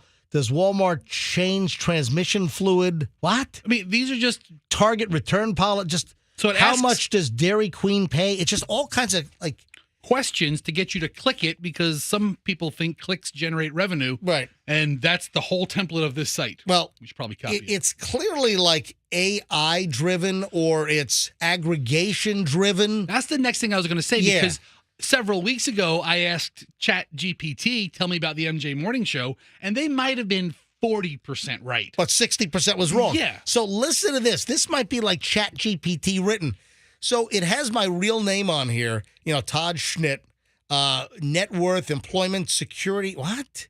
So the headline was Todd Schnitt net worth, Employment Security Commission. That's the headline. It's like nonsensical. And then it was written by Linda Shepard. Sure. And then it goes into my bio. And some of the things on here are ridiculously wrong. It says I'm a renowned radio host. No, totally wrong. Who has had a fruitful career in broadcasting. He has worked at some of the biggest radio stations in America. The net worth, it says my net worth is estimated to be around $5 million. According to Celebrity Net Worth, my salary was estimated to be $1 million per year back in 2013. What? Weren't even on the air. All right. So wrong. No. You were? Yeah. I thought you were talking Morning about show. The morning show wasn't. All right, listen to this. Born on January 24th, 1966. Yeah, that's right. That's accurate. I became a rather nomadic child. So it said I had a rather nomadic childhood. His father was a doctor, and they moved around frequently, eventually settling in Virginia. Todd went to high school in Virginia, then pursued a degree in communications at Virginia Commonwealth University. First of all, my dad is not a doctor. I did not move around the country. I was not nomadic as a child. My dad's not a doctor. I didn't go to VCU. I didn't go to Virginia Commonwealth University. Where does it get this crap? Where is this stuff being generated from? That's weird. So Yeah. after your college days, what did you do? Then it says that I'm married to Michelle. They have 4 children together, and we're both advocates for autism awareness as their son suffers from autism. No, Wow. we do not have 4 kids, and I do not have a son that suffers from autism. Who are they morphing you with? There's got to be another person. I don't know. Wait, it gets better. It says I'm a known real estate investor. In 2006, he bought a condo in a high-rise in downtown Tampa. You got a condo? For $3 million. He later sold the property in 2017 for $2.1 million. That would make me a really bad real estate investor if I bought something for $3 million and I sold it for $2.1 You're the only person in town that lost money on real estate over 15 years. in that time period. Yes. I bought it in 2008 and I took a loss a decade later. I am not a known real estate investor, and I did not buy a high-rise condo in downtown Tampa for $3 million and sell it. I mean, where is this stuff generated? This is just garbage. I have one that's just all like 50% accurate, 50% wrong. On you? I think they Oh. morph like different people. It says With I'm you. in 1990, I moved to Tampa Bay, Florida, to work at WSUN, which was then a rock music station. Oh, Yeah, no, you were Ron and Ron's producer, right? no. I came to Tampa in February of '94 to work at the Power Pig. Move over, Billy. We got MJ the phone freak. This stuff online is It's just crazy. It's garbage. Do you want me to read you some inaccuracies from my bio? Sure. WSUN Okay. was a kick-ass station back Go- then. go It ahead. really was. All right, so this is on filmfeed.com. Well, first of all, it says my recent net worth, it's gone down. It's 1.7 million. Oh, you had a bad year. That's not accurate. And Is it more or less? Oh, please, much more. Are you not going to answer? No. Why not? That's personal. Oh, are you a millionaire or No, not? why It's not? personal financial. Okay, I'll continue. Birthday. Oh, you're going to say higher or lower. Birthday, 1979. Ha! We know that one. That's not right. That's when I was No. born. Hometown, Los Angeles, California. Roxanne Wilder is an American actress and producer who's popularly known for Adventure Scouts. I was in Adventure Scouts. What is that? It's the a hell it's a is- movie that was filmed here locally. You were in a movie? Yes, and then with what's his face? Now I can't think of his name. Big Anyway. Star. I must watch this. No, I- please don't. I looked it up once. No, Adventure it's a Scouts cute is a movie. super low budget movie where like Mason Dixon is like a gangster. Or something. Yes. Are you And, serious? yeah, I mean, No, but it had a great cast. it's like the entire Wait a second. Q105 Hold staff. on. Wait. Where's the Ma- trailer? No, please Mason don't. Dixon's a gangster in this thing? Are you serious? I saw it. Mason Dixon, Q105. Does he shoot somebody? It's an all-star cast. It's not just. It's Jimmy Fitzpatrick. Oh, you're Who- right. All-star cast. Who the hell's that? He was on a soap opera. He's done a lot of stuff. He's Okay, really talented. let's and not he bas- produced this movie. Don't Simeon bastardize- Rice, don't- Arrestus Estrada, Hold on. What year was this movie? 2010, 2010, Never right? heard of this thing.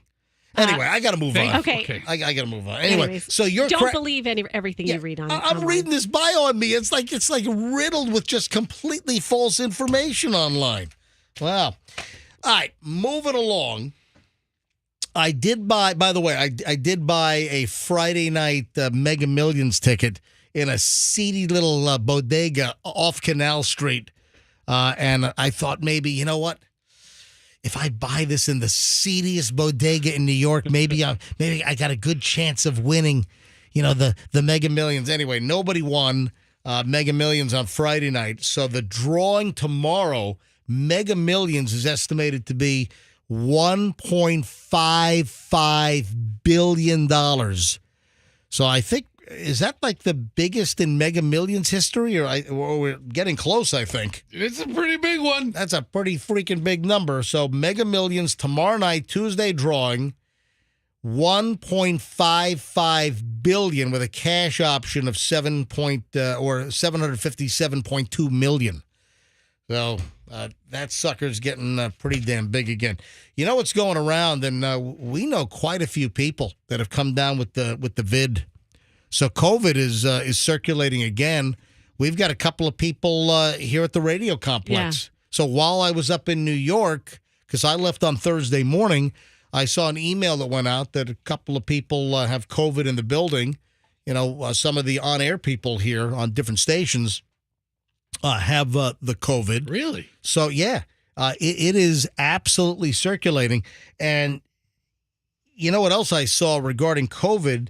That this particular habit makes it more likely to catch COVID. According to a new study, if you do this kind of gross habit, you increase your chances of getting COVID. Do you know what this gross habit is?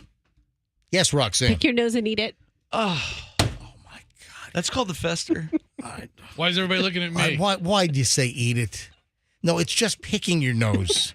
All right? Oh, no. Yeah, but you got to. All right, so it's not completing the cycle of life? Well, guys, stop. So gross. Let me just do the science here. Everybody knows I'm a BEF. All right, stop. Booger eating fool, man. I I know, everybody knows. Everybody knows. Fester, come on, Yeah. Fester. BEF in the house. BEF. Oh my! Roxanne, don't egg him on. love Will him. you stop it? I'm hungry.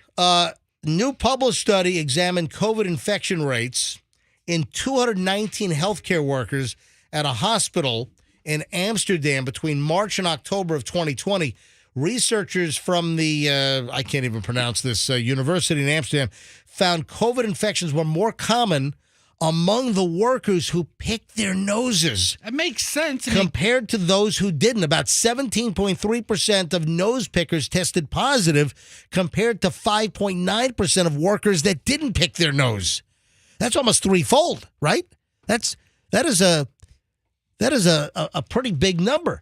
So, quote, this is from the actual published study. Quote, we therefore recommend healthcare facilities to create more awareness, e.g., by educational sessions or implementing recommendations against nose picking in infection prevention guidelines, according to the authors. I mean, when you think about it, MJ, if it gets on your hands and you jam it up your nose, you're really forcing it in there. Researchers hypothesize that regular nose picking and nail biting in environments with high levels of circulating virus facilitates viral transfer to the nasal or oral mucosa or inside of the mouth, including cheeks and lips. They suggested this could transfer germs to the mucosa inside the nose. What about toe pickers? I have a toe picker in my household. Oh, my God. that's What is, come on. disgusting. What is, No, I mean, Roxanne, it has to be something that goes inside your body, so you could pick toes all day. I'm like, let's eat your toes. Why don't Stop you it. and Fessa go into another room and why don't you do the grotesque podcast this morning, all right? Let's do it. I'm ready. Probably get more listeners than the podcast we had to do last Anyway, week. so heads up, nose picking and COVID. And also, I know numerous people that have COVID right now or they've had COVID over the summer. So it's not done. It is kind of circulating. Just, beware. Isn't picking your nose something everybody does at some point in the day or Fess, the week? I'm I done. know. I'm not talking about going to town. I'm not talking about two knuckles deep. I'm like, everybody puts their finger in their nose I at some don't point. do, not me. The size of your nose, you can put your whole hand in there.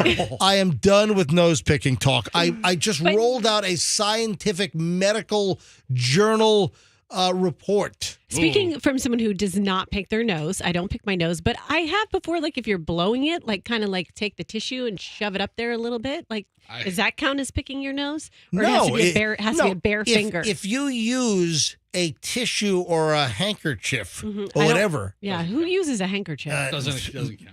I don't think anyone, only people over 70 carry handkerchiefs My father today. used to carry one. It's so Yeah. gross. I mean, can you just He'd blow his nose in it and put it right back in his pocket. I was like, Yeah, Dad, that's what are you disgusting. Yeah, my dad too. You're carrying boogers all day with you, Dad. And when I was a teenager, my dad would be like, you need to get a handkerchief. I'm like, no, I don't. I'm not carrying that around. You ever heard of tissues? Yeah, how about a little packet of those little like Kleenex things in little plastic rectangular packets? Ugh. Yeah, carry that around. All right, Froggy, grab this costume head. Oh, yeah. This, folks, we got to bring. We talked about this earlier this morning. This came up in hour number 1. This was in the first hour this morning. Froggy was driving in from Town and Country this morning. He's on. Is that Memorial? Yeah, so it's Memorial south of Hillsborough where he kind of lives there. In the Town and Country area, Memorial south of Hillsborough. So Froggy is headed toward the Veterans Expressway, or actually, it's probably the Eisenhower at that point, right? That's Eisenhower. So Froggy is then getting ready to get on 275 to then get over the Howard Franklin Bridge over here to St. Pete. And Froggy is driving. It's dark out. It's 5:30 in the morning. Froggy's driving to work, and Froggy eyeballs something on the sidewalk as he's driving his pickup truck by, and he's like, oh, my God, what the hell was that? So Froggy did a double take, puts his car in U-turn mode, turns around, doubles back, and then stops and finds a giant furry costume mascot animal head on the side. This is like when you have a mascot at a theme park. It's the furry animal head that is on top of the human inside. And Froggy has it on right now on MJTV. Andrew, do you have the camera on Froggy? Froggy finds, and we found it online. If only I could puke out of my eyes right now. Oh, like in Succession, my favorite show. Episode of Succession. In Succession. Was that Cousin Greg? Yeah, I puked out of his eyes. Cousin right. Greg. We actually isolated the sound effect from that a couple of weeks ago. So, MJ, I am so impressed with you, Froggy. Thank you so much. Call me Steve. Sloth? Slothy. So Fester found the actual furry head. Do I sound better when I talk into my eye? A little bit. Okay, because the mouth smells. First of all, I can't believe you found this furry costume head on the side of the road and that you're putting it on. Oh, why not? It's perfect. I'm the new character on the show, Slothy. And now he's talking like a... I'm lazy. This thing smells like ass. Why would you... Who knows if that's lice infested? Oh, I just touched my mouth. If it's got ticks? Who knows what's in this thing? It doesn't have But- ticks. But, you know, more importantly, who lost a freaking costume mascot head on the side of the road in town? Oh, now Fester's got it Yeah, on. I want to know the circumstances. I mean, there's somebody somewhere looking for this right now saying, I lost my mascot head. Has anybody lost this mascot head? It's a sloth head. Has anyone lost this on the side of the road in Town and Country in Tampa? Mystery head. Mystery head. I've seen that movie. All right. Help us solve the mystery. If you lost a costumed head, call us. Call us. Seriously. We got to know the story behind this head. Why is this head sitting on the side of the road? Other people had to have seen it. One of the texters said Froggy was probably driving on the sidewalk when he saw it. Yeah, really. No. All right, 800-990-1047. So if you lost the head, if you saw the head, if anyone can give us any head news, if anyone has any information on this, and Fester's wearing the head on MJTV right I now. kind of like it. Dude, it looks good on you. normal, It fits your doesn't it? fat body perfectly. Somebody help us out. It's the mystery head. 800-990-1047. Give us a buzz. 800-990-1047. Do you want your head back? Or were you just ditching it? No, is there a rest of the costume? Yeah. Is there a bodysuit to this thing? Do sloths not have ears? Because there's no ears on it. I looked online and I only found Fester, the head. Talk into the eye. You got to talk it. You got to stick the microphone through the eye hole. I'm sorry. I looked online. There and you go. I looked online and I only saw the head. Talking into the eye. Hey, Andrew, do you have Fester on camera? Look at the You have to talk to the eye. The microphone is jammed through the eye. I don't know that they sell the whole costume. However, this company, Dan D, sells a bunch of different animal heads. So we looked inside. The label says Dandy Collector's Choice Big Greeter Head. Features plush sloth head, large mesh eyes for easy outer viewing. Measures 15 inches high by 18 inches wide. It's a perfect condition. Yeah. And it's almost like new. You should just walk into Buc-ee's and start acting like their mascot. Hi, everybody. Welcome to I'm Bucky's cousin, Billy. Sucky. Sucky the Oh, sloth. no, Schmucky. Schmucky the It's sloth. Schmucky. Someone's got to let us know who lost a freaking mascot So head weird. on the side of the road that Froggy picked up. Oh, gosh, someone just sent me something so dirty. Oh, God. What? If you found it on the side of the road, does that make it road? Okay. Roxanne. What? I can't say it. I don't know what it is. What's that? Roxanne, Just spell say it. I'm not going to Roxanne. say it because I don't think I'm allowed to say it. Well, What? Anybody know the term? what does it road start with? H. Road H. I think it's fine. Say it. I'm not going to say it. Rhymes with bed. Road bed.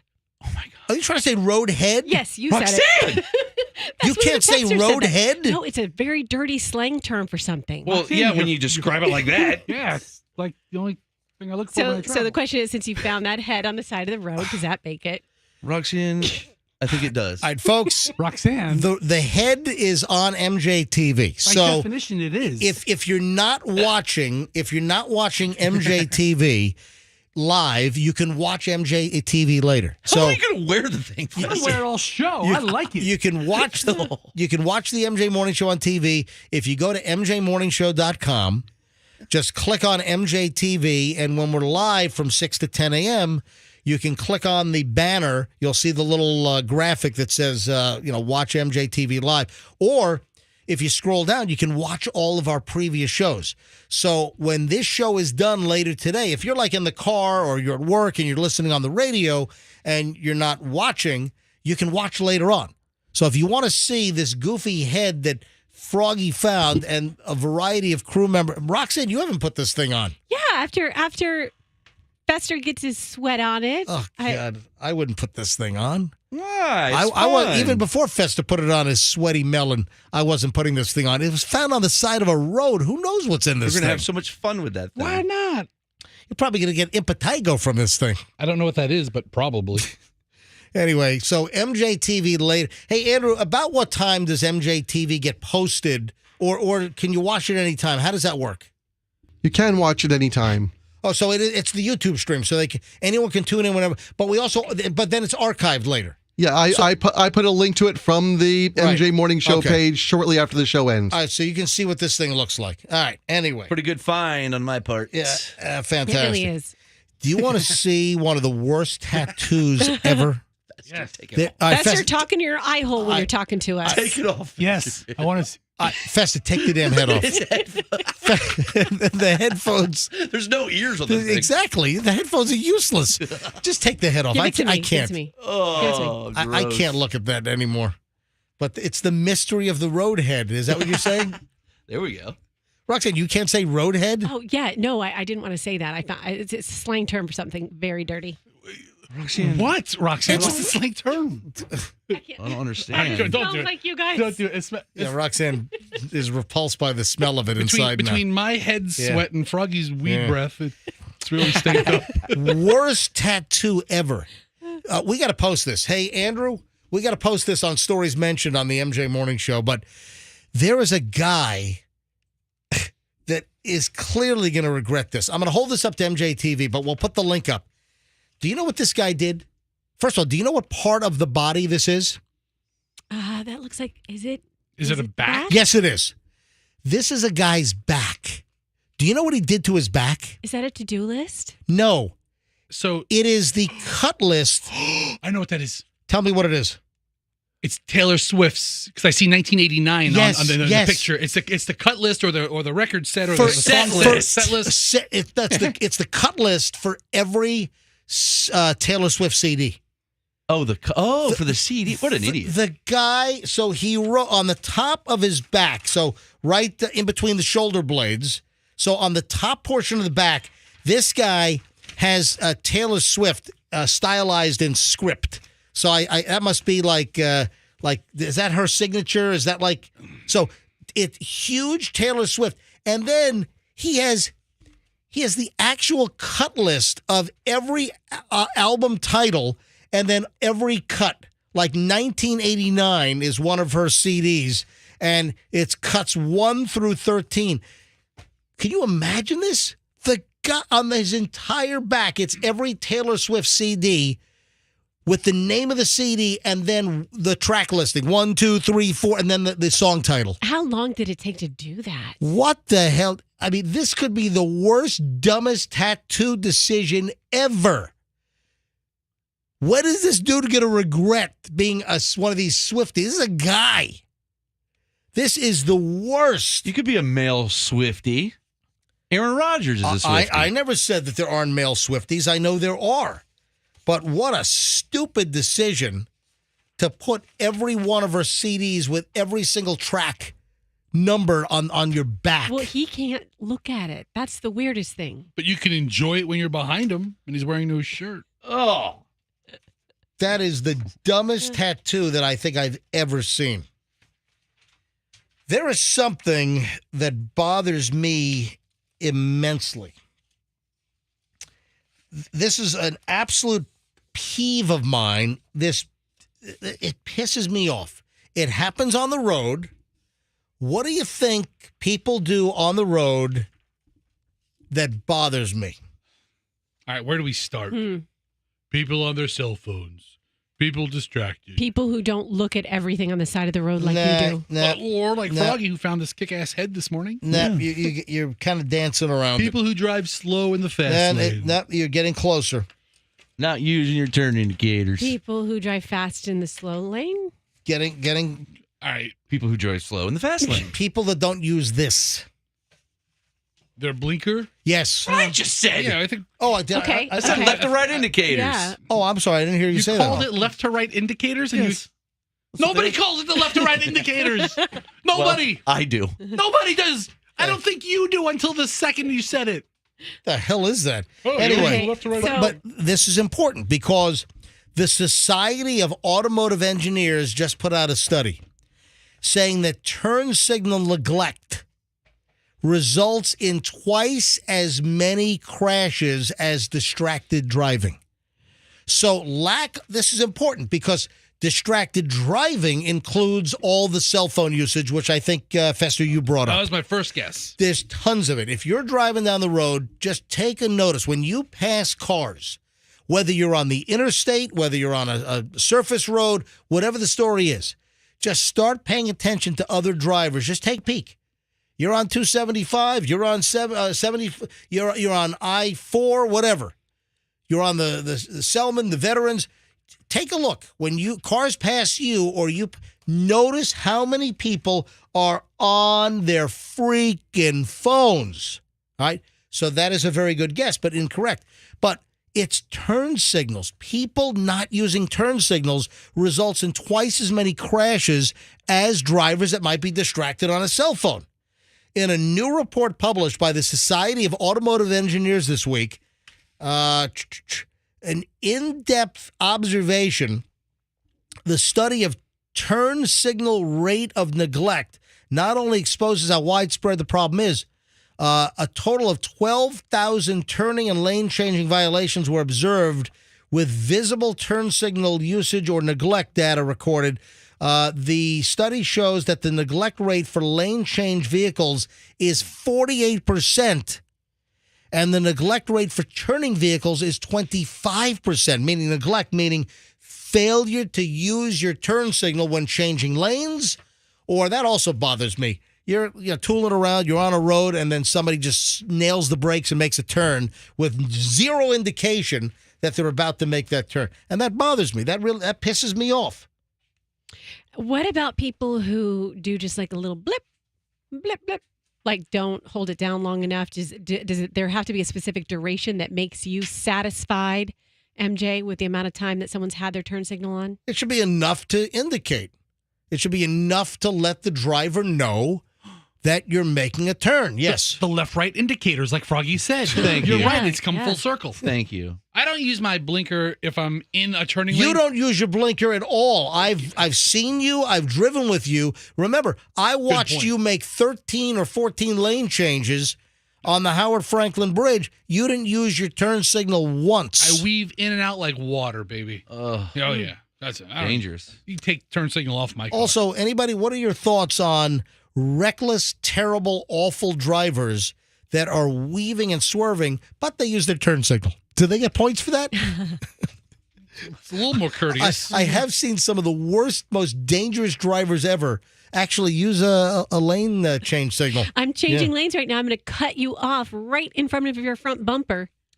No, but the point is that not using a turn signal is worse in the number of crashes than people that are distracted while driving. And most distractions these days are people on their freaking cell phones doing everything except driving.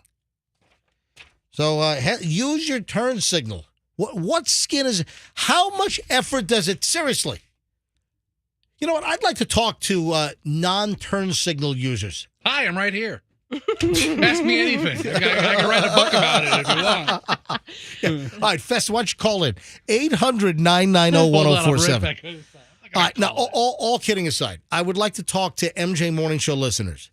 Are you a non-turn signal user? Can you not muster up the energy to hit that little stalk on the side of your steering wheel to indicate that you're going right, to indicate that you're going left?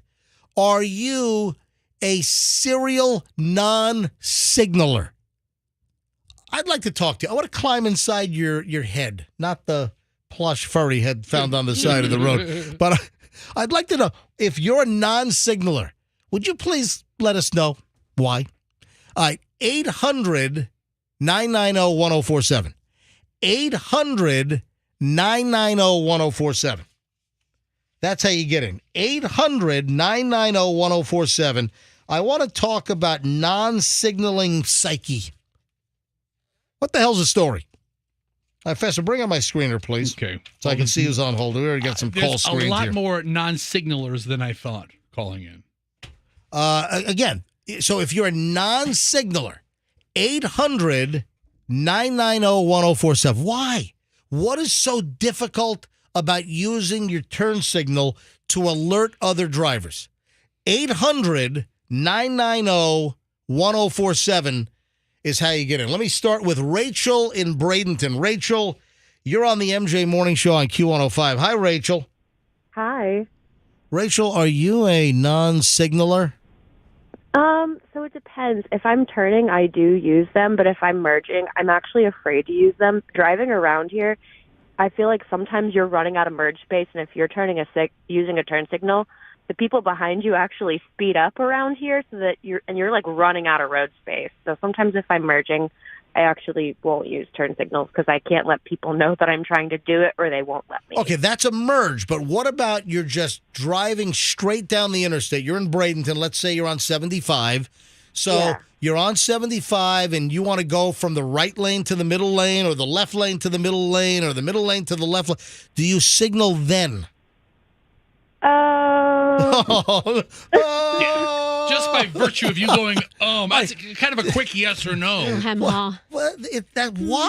I don't get it. I mean, so I just feel like people in Tampa and Bradenton, this whole area drives so crazy between all the old people, the New Yorkers, people who may be under the influence that All right, so Rachel, where are you from? I'm from New York. Where in New York are you from? Poughkeepsie. I gotcha. All right. And how long you been down here? 15 years. All right. Rachel, I would just recommend that you signal because if you heard the stats, the Society of Automotive Engineers, you'll see like SAE. You'll see that. I've seen that for years. They're saying that twice as many crashes happen with non-signalers than with distracted drivers. All right, opens up a line. Thank you for calling in, Rachel. 800-990-1047. Are you a non-signaler? Why don't you signal? How much energy and effort does it take just to hit that little stalk up or down to signal right or left? William is in Tampa. William, you're on the MJ Morning Show on Q105. Hi, William. Yeah, I was on the expressway between Washington, D.C. and Boston. And I was getting up there, and a truck driver behind me on the radio hollered at me. He said, "Hey, driver, if you let your turn signal flash more than one time, you're not going to get over." He said, "I've watched you 2-3 times trying to get over to where you need to be, and you're not getting over." He said, "Let me around you, watch what I do, and you'll be fine." He said, "When you come around me," he said, "you come up there, you hit that turn signal one time, you let it blink once, and you move over." He said, "They'll move, they'll get out of the way, or they'll get hit, but you don't let it flash no more than one time." All right, William, are you driving a tractor trailer right now? Yes, I am. I've been driving a truck since I was 17 years old. Wow. All right, because what's that beeping we're hearing? It's a radar. If you get too close to a truck, it beeps, lets you know you're getting too close. Oh, well, you were riding someone's ass a bunch of times during this phone call. You may want to just give it a couple more feet, William. Drive safe. All right, William, what are you hauling right now?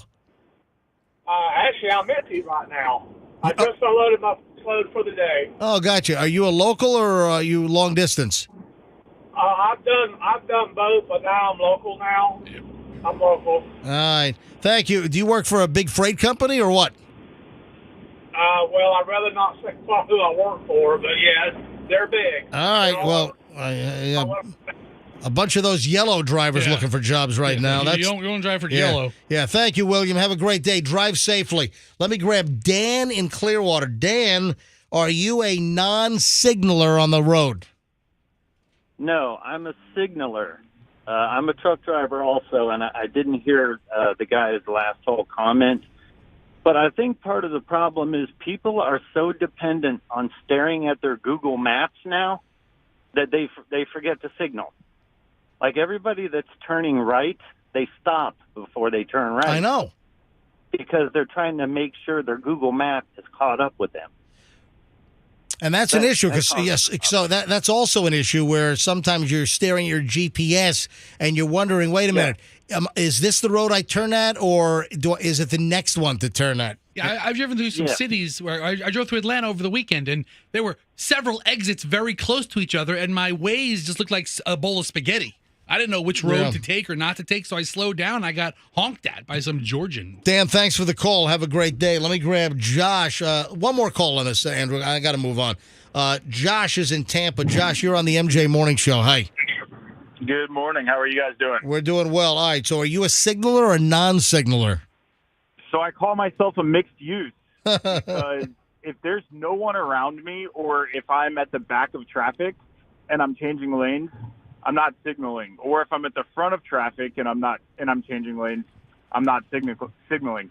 If I'm sitting at a traffic light and I know that across the way it's a straight and a turn, that's one of my pet peeves. You better signal. And coming out of my neighborhood, I have one of those. There's crashes there all the time. So for me, it depends. I don't care when people don't signal. Outside of coming out of my neighborhood, because again, that's just one of those weird turns where you have no idea if someone's going straight or turning, and too many wrecks. All right, thanks for the call. It bothers me wherever people are. If you don't signal, it bothers me immensely, and it takes virtually no effort to operate that stalk on your steering wheel to let other drivers know. And again, more accidents happen with non-signalers than distracted drivers. Yes, Andrew. What happens with all these autonomous cars? Do they signal? It's a good question. I'm sure they do. These cars are pretty smart. Yeah, I'm sure when they make a lane change, I'm sure the damn things signal. All right, moving along here on the MJ Morning Show. The irony here is amazing. Guess which company is telling their workers, get back to the office. No more online stuff. Get back to the office. No more remote work. Get back inside our office building. Guess which company is laying down the gauntlet? Think about this. Think about the irony here of get back to our office now. No more remote work. Anybody? What's the company that, I can't think of the name, where they actually have remote places to work from? You know what I'm talking about? Where they have like office space that you can like go. WeWork or something? WeWork, that's what I was trying to think no, of. No. Okay. So is it like a call center job, like Visa or something? No, come on. Guys, I'm giving you a ton of clues here. One clue. Which company is telling their workers get back in the damn office? And I find it remarkably ironic. Oh, I know. What? Zoom. Yes! Zoom! Oh, that's clever. Zoom is telling their workers get back into the office. The remote work revolution is officially dead, according to Insider. Zoom just told employees to return to the office. So their whole thing is, remote video. Now, granted, I mean, Zoom is not just like, pandemic stuff. Although, Zoom stock went through the roof, with all the online classes, all of the business being done. But listen, Zoom still has a major place. Listen, I've had a couple of board meetings. I'm on a couple of boards, or I'm an investor in a couple of companies. And in the last 3 weeks, I've had 2 meetings online via Zoom. So listen, the business model is ultra viable continuously and going forward. But I just thought that it was just very funny that Zoom, one of the main enablers and beneficiaries of remote work, has just asked all of its employees to get back into the office. Yeah. Those who live within 50 miles of a Zoom office must now work there at least 2 days a week. All right, so Zoom stock peaked at $559 a share. Oh, it went through the freaking roof And back today- in 2020 when the pandemic really smashed the United States, which was mid to late March of 2020, when everything started shutting down. You had Zoom stock that went through the roof. What was the peak? Hit that peak right there. 509? Yeah, it looks like it's a little over $500 a share. And now it's $69. Yeah, now Friday's close is what? Scroll further. No, scroll to all the way to the right. Yeah. All right, 69.06. Yeah. I guess the market opens up in an hour. But I guess the last closer is at futures anyway. So Zoom is now 69.06 after over $500. Wow. Entire corporations have changed their business model because of this product. Yeah. People have moved. They get a job and they now we're going remote forever. All right, I got some celebrity crap here. Are you following the Jamie Foxx anti-Semitic controversy? Hold on. This guy was like in a coma or something. This guy was like out of sight for 2 months. He miraculously comes back from the dead, and now he finds himself in the middle of like this anti-Semitic commentary debacle. Maybe he's getting some bad PR advice, like really prove to everyone that you're alive and healthy. Get yourself in the middle of this kind of controversial debate. Yeah, I don't know if you saw this. He's been in the news more than ever since he's been sick. I know. So he had some medical condition, which they still haven't revealed exactly what happened to Jamie Foxx.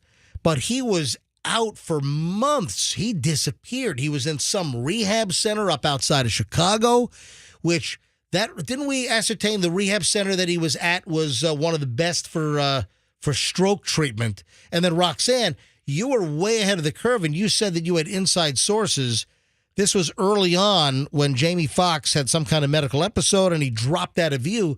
You had inside information from your connections that he had a big stroke. Yeah, I did. Well, I don't know how big of a stroke, but obviously something that would keep him, out of the public eye and in training or in rehab for a while. But I can understand why he wouldn't want people to know that. If you want to get a movie role and you're like, oh, they're going to judge me and think I had a stroke and I'm not going to be able to do well with my lines. Like, I can see why he wanted to keep it private. Well, now he's issued a huge apology because he put up a post on Instagram on Friday, which some people thought was anti-Jewish, anti-Semitic.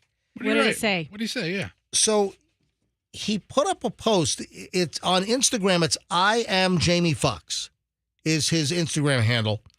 And he put up a graphic that read, they killed this dude named Jesus.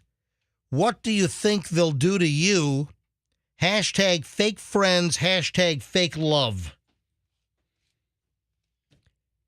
Then he took it down just a few hours later after it was perceived that he was spreading a hateful message toward Jewish people.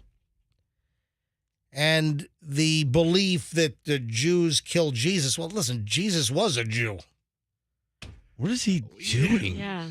Is he nuts? But do you perceive it? They killed this dude named Jesus. See, I don't know if I immediately think of they as in Jewish or just that other people, that they, them, the Romans, killed Jesus. I don't know what he actually meant. But when he says that he did not mean that in any anti-Semitic nature, that he wasn't saying that the Jews killed, I believe him. I do believe that. But he did take it down. Then he issues this major mea culpa apology. But he's been through a lot of crap. He had some medical condition. He's still not 100% recovered. He said he almost died. So he comes back from the brink of death, recovers from a stroke, and the first thing out of his mouth is anti-Jewish rhetoric? Well, I think he's been talking now for a couple of weeks. But anyway, so then he takes the post down and then apologizes and puts this apology up on Instagram. I want to apologize to the Jewish community and everyone who is offended by my post. I now know my choice of words have caused offense, and I'm sorry. That was never my intent. To clarify, I was betrayed by a fake friend, and that's what I meant by they, not anything more. See, I believe that. Okay, I have a question. And I'm very sensitive to that, but I believe what he's saying. Let me finish what he said. So, I only have love in my heart for everyone. I love and support the Jewish community. My deepest apologies to anyone who was offended. 3 hearts, nothing but love always. Jamie Foxx, heart. Some kind of a cat head and prayer hands. I don't know what's okay, it's a fox. It's Fox. not a cat. Oh, love. His name is Jamie Foxx. Oh, okay. Love Fox, prayer hands. All right. So that's what he posted. Yes, Rux. So was this initial post that he did, was it in response to someone else's, or it was just, hey, I'm just going to post? It wasn't a reply. No.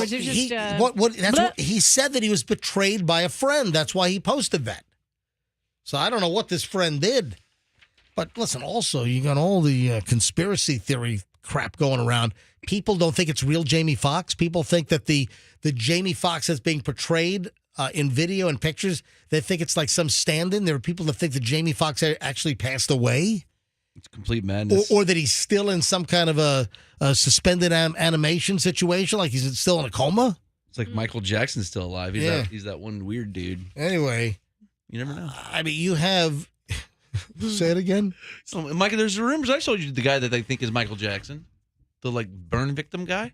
Oh, yeah. Remember? Yeah. I think it's him. I have seen that. It's like the presidential movie, Dave. Yeah. Speaking of medical conditions, Madonna says that she will see us all soon, that she is now definitively saying that she is going to reschedule all of her tour dates. She's supposed to be in Tampa next month. She was supposed to be in Tampa on September 7th or 8th, somewhere around there. Early September. And, of course, that concert's been canceled because of her health issues, where she almost died. And they had to jam her with Narcan. And she wasn't ODing on opioids. She had, septic shock, and Narcan apparently works for that as well. So Madonna says, I'm coming back, and that they'll reschedule all the tour dates. So now we have to wait and see when they're going to reschedule the Amalie Arena downtown Tampa Madonna concert. So we'll find out. Oh, did you see that Angelina Jolie plans to drag out the divorce from Brad Pitt for another 4 years? He can't get any closure, can he? Because apparently she wants to wait until the youngest kids turn 18. There's a report. Seriously. That's been a rough breakup, right? That's nasty. Didn't they have some argument over a winery, right? They went in business together to make this winery, and she's trying to screw him out of that. Or they bought some French, I think she sold his share of it or something. They bought a chateau or something in France, whatever the story is. But now the latest is that Angelina Jolie is going to drag out the... How can that happen? Why can't a judge just say, no, we're ending this now, I'm speeding this up, and demand the settlement? Is there even going to be a settlement? They're both kind of, established on their own. Yeah. According to a friend, she's now going to drag this divorce out until the twins, now 14, turn 18. 4 more years. 4 more years. Yeah. 4 more years. Can they just drag it out as long as she wants? I mean, is that normal? And then what the hell is going on with Tori Spelling? Oof. She is living in an RV park right now. Fester, you ought to try to. I don't know. for her. I don't think she has any money though. She's just not living in a horse barn with that face. Well, but Froggy, that is uncalled for. Oh, come on. She's done so much work to Yeah, it. it's just coincidence that the RV park is next to some stables. Froggy? Let me take it back. Nay, I didn't mean it. I don't have anything bad to say about Tori Spelling. Now, she got screwed, though, because her father, Aaron Spelling, who put her obviously into 90210, or else she wouldn't have an acting career. He was like the wealthiest guy in Hollywood at one point. Exactly. This guy was worth a fortune, but Tori Spelling's, is it her stepmom, right? Candy is her stepmom. Candy. Is that right, or is it her mom? Is it maternal mom or is it stepmom? I thought forget. it was her mom. Maybe, but mom got everything. And how did Aaron Spelling not leave any money to like Tori Spelling? I don't understand that. Okay, I have to get to the bottom of this. Is that her biological mother who raised her, or is it her stepmom? I don't know. You're the Googler. Google it up. Yeah. And then, and was she estranged from her father? Why did her father, Aaron Spelling, not leave her? Anyway, the bottom line is she's now living in an RV park in an RV. So she went from living in that $150 million Beverly Hills or Bel Air mansion to now she's in an RV. She's got her kids. They're all in an RV. Yes, Andrew. Yeah, she'll be in Tampa for 90s Con next month. Oh, that's right. 90s Con is coming. I'll bring her a feed bag of oats. So she's going to, man, maybe we ought to like come up with a tip jar for her or something. Are you sure they're not vacationing? And some people... No, she's homeless. Okay, some people... Tori Spelling's like homeless living in that's a Sunseeker. What do you know about it's a Sunseeker by, is it a Sunseeker or a Funseeker? It's a Sunseeker by Forest River. By Forest River. This is I rented a Forest River. I rented Very the nice. FR3 up in Alaska. It's a big company. It's a big company. Yeah, Forest River. Do you sell Forest Rivers? It's a big brand. Wow. This doesn't look like a full-time setup. It looks like a camping setup. You just have a couple of chairs just and a mat. camping with her family. She's not. She's living in an RV. All right, let me see. Listen, it doesn't look like it's a full-time encampment. Listen to this report. That's a camping trip. It is not a camping trip. She doesn't have a house right now. She's living in an RV in Ventura County. And I think I saw a stable in the back. Listen to this. Television heiress and actress Tori Spelling was spotted Wednesday living out of an RV at a campground in Ventura County, California, alongside her 5 children after her split from husband Dean McDermott. McDermott, 56, announced in June that he planned to divorce his wife after 17 years of marriage. The Beverly Hills 90210 star, along with her kids, Liam, 16, Stella, 15, Hattie, 11, Finn, 10, and Bo, 6, can be seen sitting in a circle of lawn chairs while watching the sunset. Several other pieces of camping equipment, including a cooler, a stove, a pop-up table, as well as a rug, can also be seen near the family photos. The move to the mobile home could spell financial trouble for the clan, who were last seen staying at a $100 a night motel. A rather stark contrast to the lavish manor that Tori Spelling, who's now 50, grew up in, courtesy of her father, TV mogul Aaron Spelling. She was in a $100 a night motel with all the kids all jammed in there. Now she's in a Forest River RV. I don't even know where she got the RV from. Now, some people speculate that she's doing some of this to build up her credibility to be on some sort of reality show. Like she needs like a stunt to build up her chances of doing a reality show. Draw with her back family. into attention or something? Looks like they're glamping to me. Apparently, she has some kind of a mold situation or had a mold situation at the home where she was living.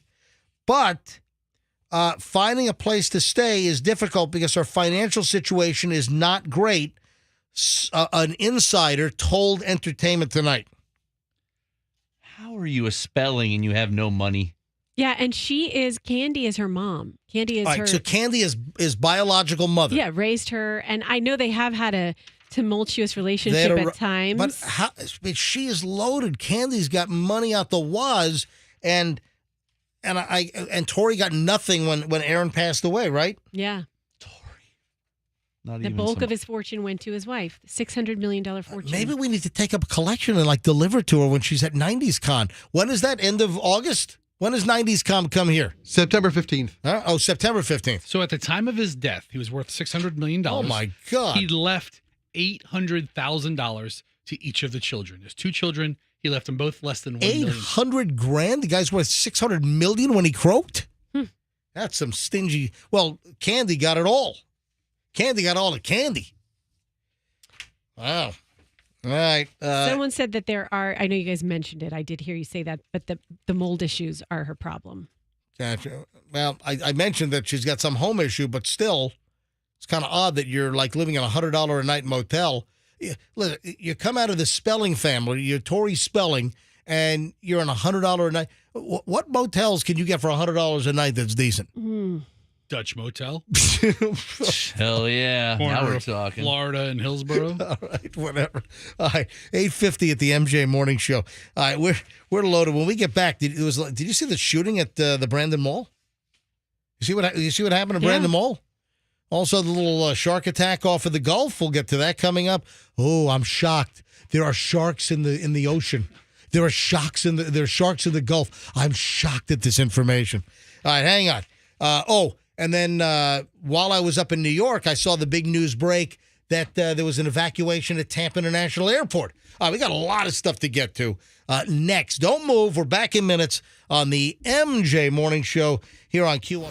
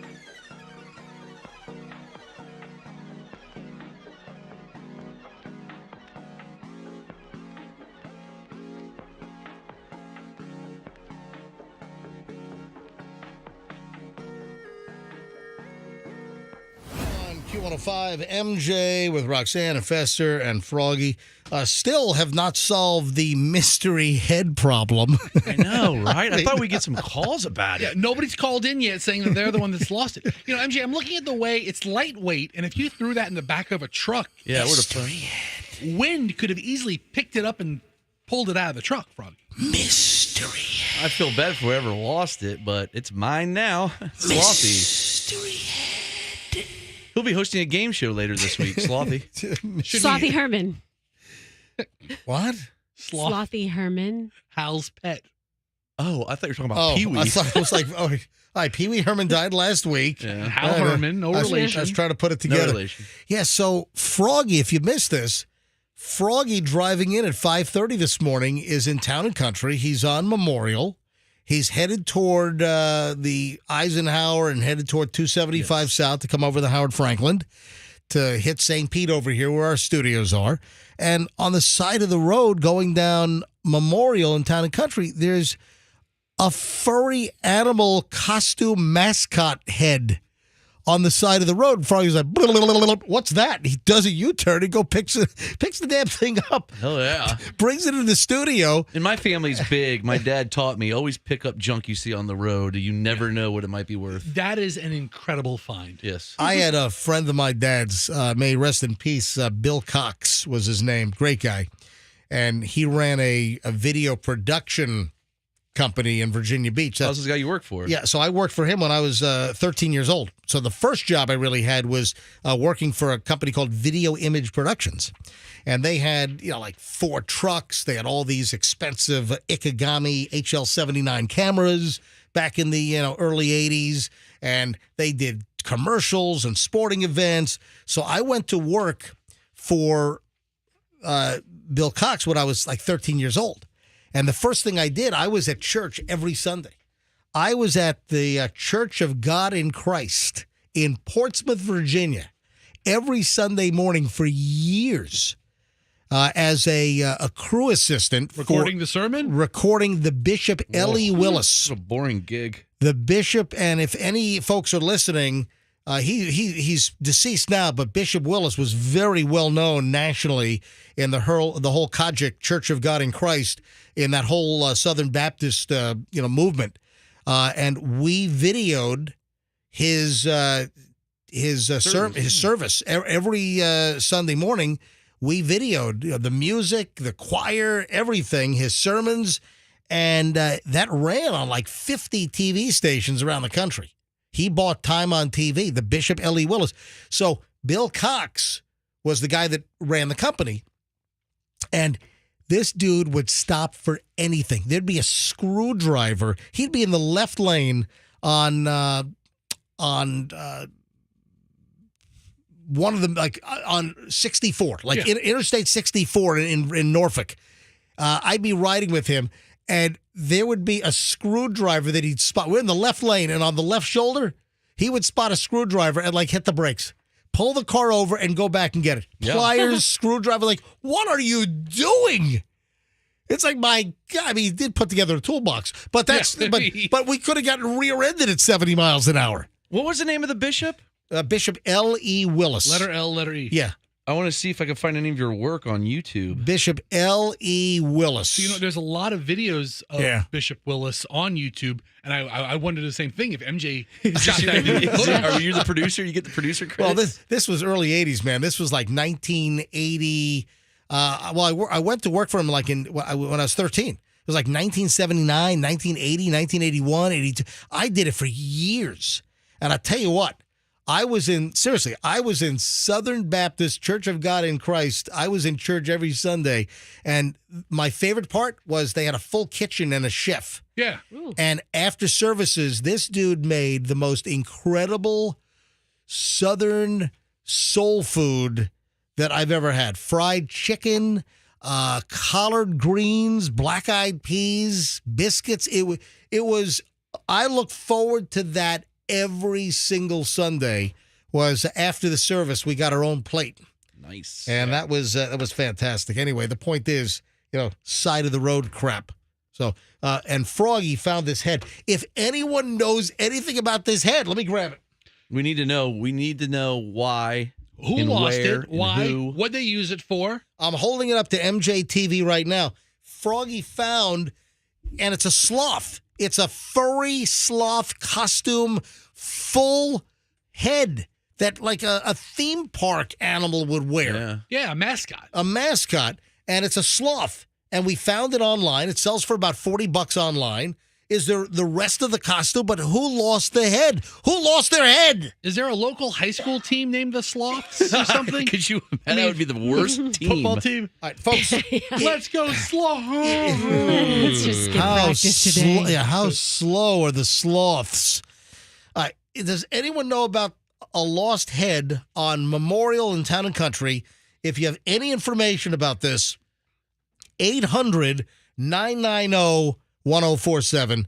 800-990-1047. God, what if it's someone who has like a performance in the head and they don't even realize they lost it? Like it flew out the back of their truck and they're going to get to their big events. If you lost it, just call us up and just say, give me head. All right? 800, give me the head. Give me the head. Yeah. Give me the head back. All the words matter. 800-990-1047. 800-990-1047. We'll gladly give you your head back. What? Finders keepers, bro. Even though my head does sort of itch. You can take that head out of Froggy's cold, dead hand. He's never given that up. I can't believe that you actually put that damn thing on your head, Froggy. That's right, baby. I can't believe It's it. like a glove. Do you want to hear something great? Yes. I love this. The only thing better if this would have been local. Up in Dearborn, Michigan, the mayor is so pissed off about people illegally dumping stuff. Yeah. This is great. So when they spot somebody illegally dumping stuff, they're able to track the person down, find out where they're from.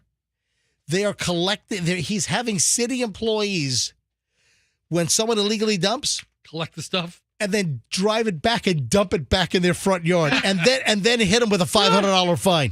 Isn't that the best? Good for the mayor of Dearborn. Not if you're a dumper. Tell you what, though, I'm noticing an increase in dump stuff around here. Dude. I see mattresses more often, just dumped on the side of the road. Furniture, mattress, all kinds of crap. I got a new dumping system, guys, that if any of you guys need to get rid of it. I need to talk to you about that. Yeah. Oh, jeez. You want to know what it is? Dude, apartment complexes. Oh, yeah. They got the oldest open trick in the dumpsters. book. Now you're dumping stuff in apartment complexes? The problem is they have the guys that drive around. You act like big apartment complexes, you look like you belong there. How you doing, guys? You wave to everybody. See, I've been risking my neck dumping behind big lots and behind shopping plazas and in open fields for years. Years. And I could have been going to apartment complexes for the longest time. How many things have you dumped at Big Lots? 100. I dumped some stuff in this one last week. I mean, maybe in Belgium. And then Froggy dumped stuff in the dumpster here at the former Koger Executive Park. What do we call Bayport? Bay Pines? Bay something? What's my dumpster? Bay dump. So Froggy dumped stuff in the office park. Yep. So, all right, Roxanne, what did you say about the Hammerhead story? Do you have that handy? Oh, no, you know what's funny? I was doing show prep last night, and I came across the Hammerhead story. And where was that? It was locally, but where was it? It was locally. I saw it. You mean what news site was it on? No. Where was the Hammerhead spotted? You know what's funny is I read the name of the place, and I didn't recognize it. Can you find the story? Yeah, I'm pulling it up right now. But in any case, I found the story, and I was copy-pasting it to send to you. And then I said, MJ doesn't care about this. He's going to go, yeah, of course there are hammerheads in the Gulf. Yeah. Imagine that. So What a shocker. There are sharks in the ocean. There are sharks in Tampa Bay. There are sharks in the Gulf of Mexico. I am shocked at this information. All right. Yeah, Andrew found it. Andrew, put your microphone on. Where the hell was this? South Three Rooker Island. Where the hell is that? Yeah, see, I was like, I don't even know where that is. Name the most obscure island in the state, Andrew. Where is this? Can you tell us where it is? Can you look it up on Google Maps or something? What is it? But, hey, we've got sharks in local waters. I'm shocked at this information. I can't believe this. I was reading a story that whenever you're at the beach, like there's a shark within like 100 yards of you or something, always. Three Rooker Island is north of Honeymoon Island. All right, which so is so that's Dunedin. Honeymoon Island is Dunedin. Off a tarpon. I'll let you two argue over Pinellas County geography. Go ahead. Yeah, it's off of the coast of Dunedin and the Palm Harbor area. Right. Yes. So that's where it was. And I saw last month that there was drone footage of hammerhead sharks swimming through the area. Dunedin Causeway, I think. Yeah. So they've been out there. Yeah. Just you don't think to see that. Well, also, who's that? Remember that young Natalie woman like last week? She was bitten. Was she getting on a boat? Hang on, let me bring this thing up. Hold on, Natalie. Who's this Natalie? I just think of Natalie in Aruba. Hang on a minute. Natalie Holloway? Natalie Holloway. She wishes she got bit by a shark. Hold on. Natalie Shark. Here we go. A woman is recovering. This is August 1st. When was that? Was that last week, last Monday? Yeah, last Tuesday. A woman is recovering after being bitten by a shark near the St. Petersburg Pier, approximately 2 or 3 miles out from St. Petersburg Pier. Natalie Branda, we were jumping off the boat, swimming around, floating for a few hours, just having fun, 26-year-old woman said. She swam in the water celebrating her friend Allie's birthday, but around 8 p.m., turned into an emergency. I remember trying to attach 2 floaties together. I accidentally dropped one and splashed the water. 8 p.m., you don't want to be in the water. Yeah, I just felt pressure and it released, and I was like, I got bit. I swam the fastest I ever swam to the boat. Her friend Allie Mux had just gotten out of the water 5 minutes before. What the Mux? Yeah, she was bitten by a shark, and she had 14 stitches on her leg. Whoa. Yeah. Well, she's lucky. Don't they usually I'm sorry. A bite mark stretching from the bottom of her stomach was visible. So 14, she got bitten on the stomach. Oh, man, I'd love for a shark to bite my stomach So off. I made my kids watch Jaws this weekend, and I think it was a horrible mistake. The little one cried. Have fun at beach trips now. How old's your little one? He's like 8. You can't show him Jaws. He was like, take it off! Screaming like that. And I was like, Dude, no, I want to watch it. You just scarred him. He's not going to go in the ocean Well, now. I was watching it, and he came in, and he's like, what is this? I'm like, this is a movie about a killer shark named Jaws. And he's like, we go to the beach a lot. Are they sharks there? I go, yes, lots. You want to watch it? And he's like, and then he saw a kid get attacked. You know the scene when on 2, we were watching 2, and they go Jaws sailing, 2? and the little kid gets attacked and eaten. That's the scene that sort of freaked me out. that's great. For an 8-year-old kid, that's fantastic. Well, what good parenting that is. You know, Michelle saw Jaws when she was 5 and will not go into the water still. Well, that's ridiculous. She still will not go in. Well, I showed my daughter Jaws 3, which takes place at SeaWorld, so she has no desire to go to SeaWorld. Yes, that's a very bad movie. Really? Yes. Well, because it happens at SeaWorld. The shark breaks through the shark tunnel. at the SeaWorld attraction. Yeah. I've never seen any of the Jaws movies. Oh, they're great. Well, hang on a minute. There's the new Mega Shark movie coming out. Oh, that's doing great overseas. Meg 2. Yes. And there's in the trailer, in the commercial on TV, the woman's behind a big acrylic glass, and she's like, "Oh, this is 100% safe," and then the shark smashes right through and eats her. That's what they stole that from Jaws 3. Yeah. Come on. Anyway, so hey, folks, breaking news, huge shocker. Yes, an MJ News alert. There are sharks in the Gulf. I mean, I've seen numerous sharks out in the Gulf during my scuba diving. I haven't done Gulf diving in quite a while. I got to get back out and dive the Gulf. But I did hundreds and hundreds of dives in the Gulf. I've seen hammerheads in the Gulf, tons of nurse sharks. And they're docile; they don't bug you. But I've seen a hammerhead in the Gulf. I've seen a bull shark in the Gulf. Those are the nastiest ones. Yeah, but they don't really bother you. When The only shark you need to worry about being on the water is Mr. Wonderful from that Shark Tank. Yeah, because he will kill you. His wife certainly will. I think kill you're probably 2 people right. in Canada. All right, so I guess that's it with Shark Talk. Now moving along to accidental gun discharge talk in the Brandon Mall. Wow. So the Hillsborough County Sheriff's Office, they got a report of a gunfire at the Brandon Mall at Brandon Town Center on Saturday afternoon. Unknown woman and a man and 2 kids were at Charlie's Cheesesteak. That's a good place. I haven't been there. Oh, yeah. It's like in the food court. The woman was at the counter picking up food. She leaned over Good timing. And sneezed. And the gun just sneezed, died. and then the gun just went. Oh. So the woman was at the counter picking up food. She leans over, and the Hillsborough County deputies, they looked at the surveillance footage, and when she leans over, she reaches inside her purse and must have pulled the trigger and fired the gun inside her purse. You're telling me it's not in some kind of a sheath or a sleeve or inside of a holster? A little pouch or something. MJ, you're a gun guy. Yes. Do you ever wear it just in the back? No, open? no. I've seen a lot of people do that. I don't understand. Hold that. on. Well, now you. Doesn't it fall through your pants? No, you don't just put it. There's a clip-on holster that it rides in. Oh. But also in Florida, it has to be concealed. You're not supposed to be able to see the gun. Oh, okay. So Florida, there's no concealed permit required now as of July 1st, but you cannot openly carry in Florida. But this woman, it sounds like she had just a gun floating in her purse with no. I mean, you can get these ultra thin, like suede. Little pouches. Exactly. Yeah, little socks almost. Right. You put your gun in, and at least you can still get to it quickly. But it protects from an accidental trigger pull. she's like, "Where's my eyeliner? Let me get that. Yeah. Let me get that." No, she's trying to pay for Charlie's cheesesteaks. She gives the guy the money, and she's like, "No, I have exact change. No, Let it's me in here get it. somewhere. Let me get It's it. in here somewhere. No, just wait. It's in here somewhere. I know I have it." And then she said, "I want my cheesesteak hot like this lead." So gun goes off. The woman and the other individuals that she was with, they flee Charlie's cheesesteak. They run. That's a really Philly cheesesteak experience. So it's very authentic. It's shot in Philadelphia. it's like a big drive-by by Pat's and what's the other one? Geno's. Geno's You want with or without bullets?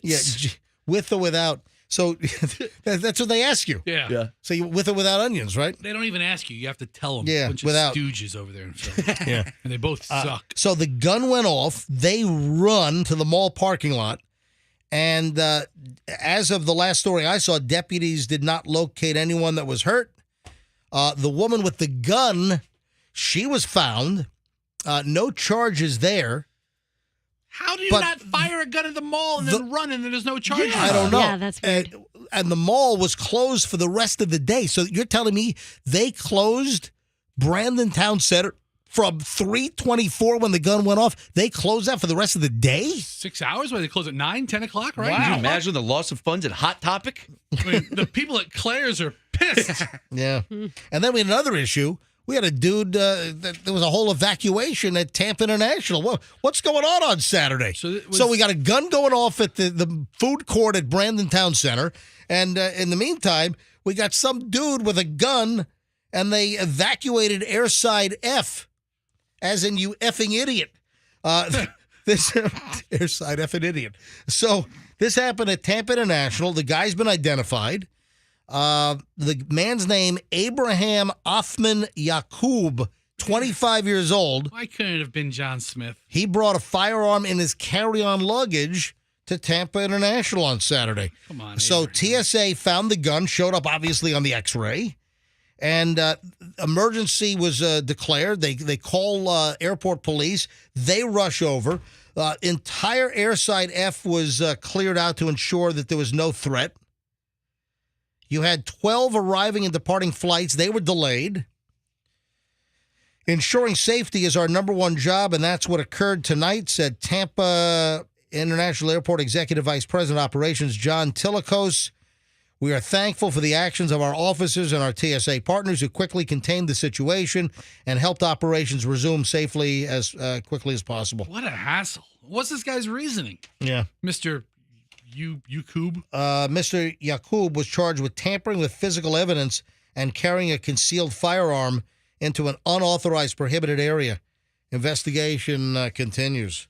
But again, make sure that you don't have your gun. If you carry, make sure it's not in your carry-on bag. I mean, how tough is it to make sure you're not going to the airport with a freaking gun? It happens a lot. Whole YouTube channel about it. Is it really? Oh, yeah. There's a whole YouTube channel of guns found at the airport? In the airport, yeah. A lot of people find guns. Like Really? garbage cans because people freak out, they forget it, and they dump it. All right, folks, the final chunk of the MJ morning. I've got a banking question. I want to. Did you see the Wells Fargo problem? There was a whole Wells Fargo where like money disappeared out of people's accounts. The whole direct deposit issue. Hold on. I've got a big question. Oh, did you see the Popeyes smackdown? Speaking of food, the Popeyes smackdown.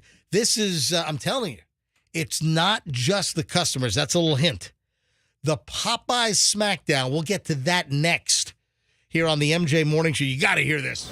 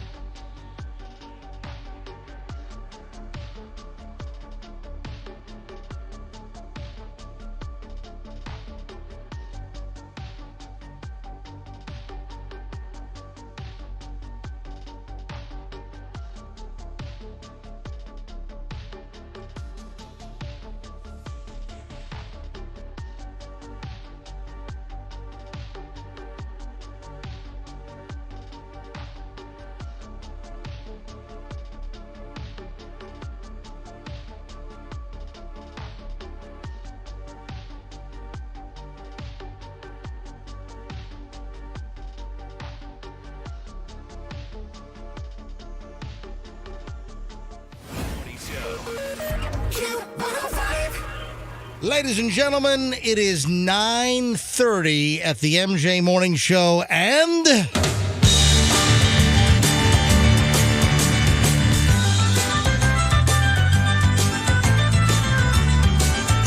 is time for the final chunk of the MJ Morning Show here on a Monday. And I got to be honest, I thought today's Monday show was pretty good. You know, I think we typically have good Monday shows. You know, I don't think, our Monday shows suck. You know, I think, generally the quality's pretty good. Hey, you recognize this? No, I don't. You don't recognize this? No. Are you serious? No, I have no idea what Hold that on, you've never heard that? No, I heard it just now. First time ever, I think. Hold on, Roxanne. Let me start from the beginning. You guys have never heard this? Are you kidding me? Come on.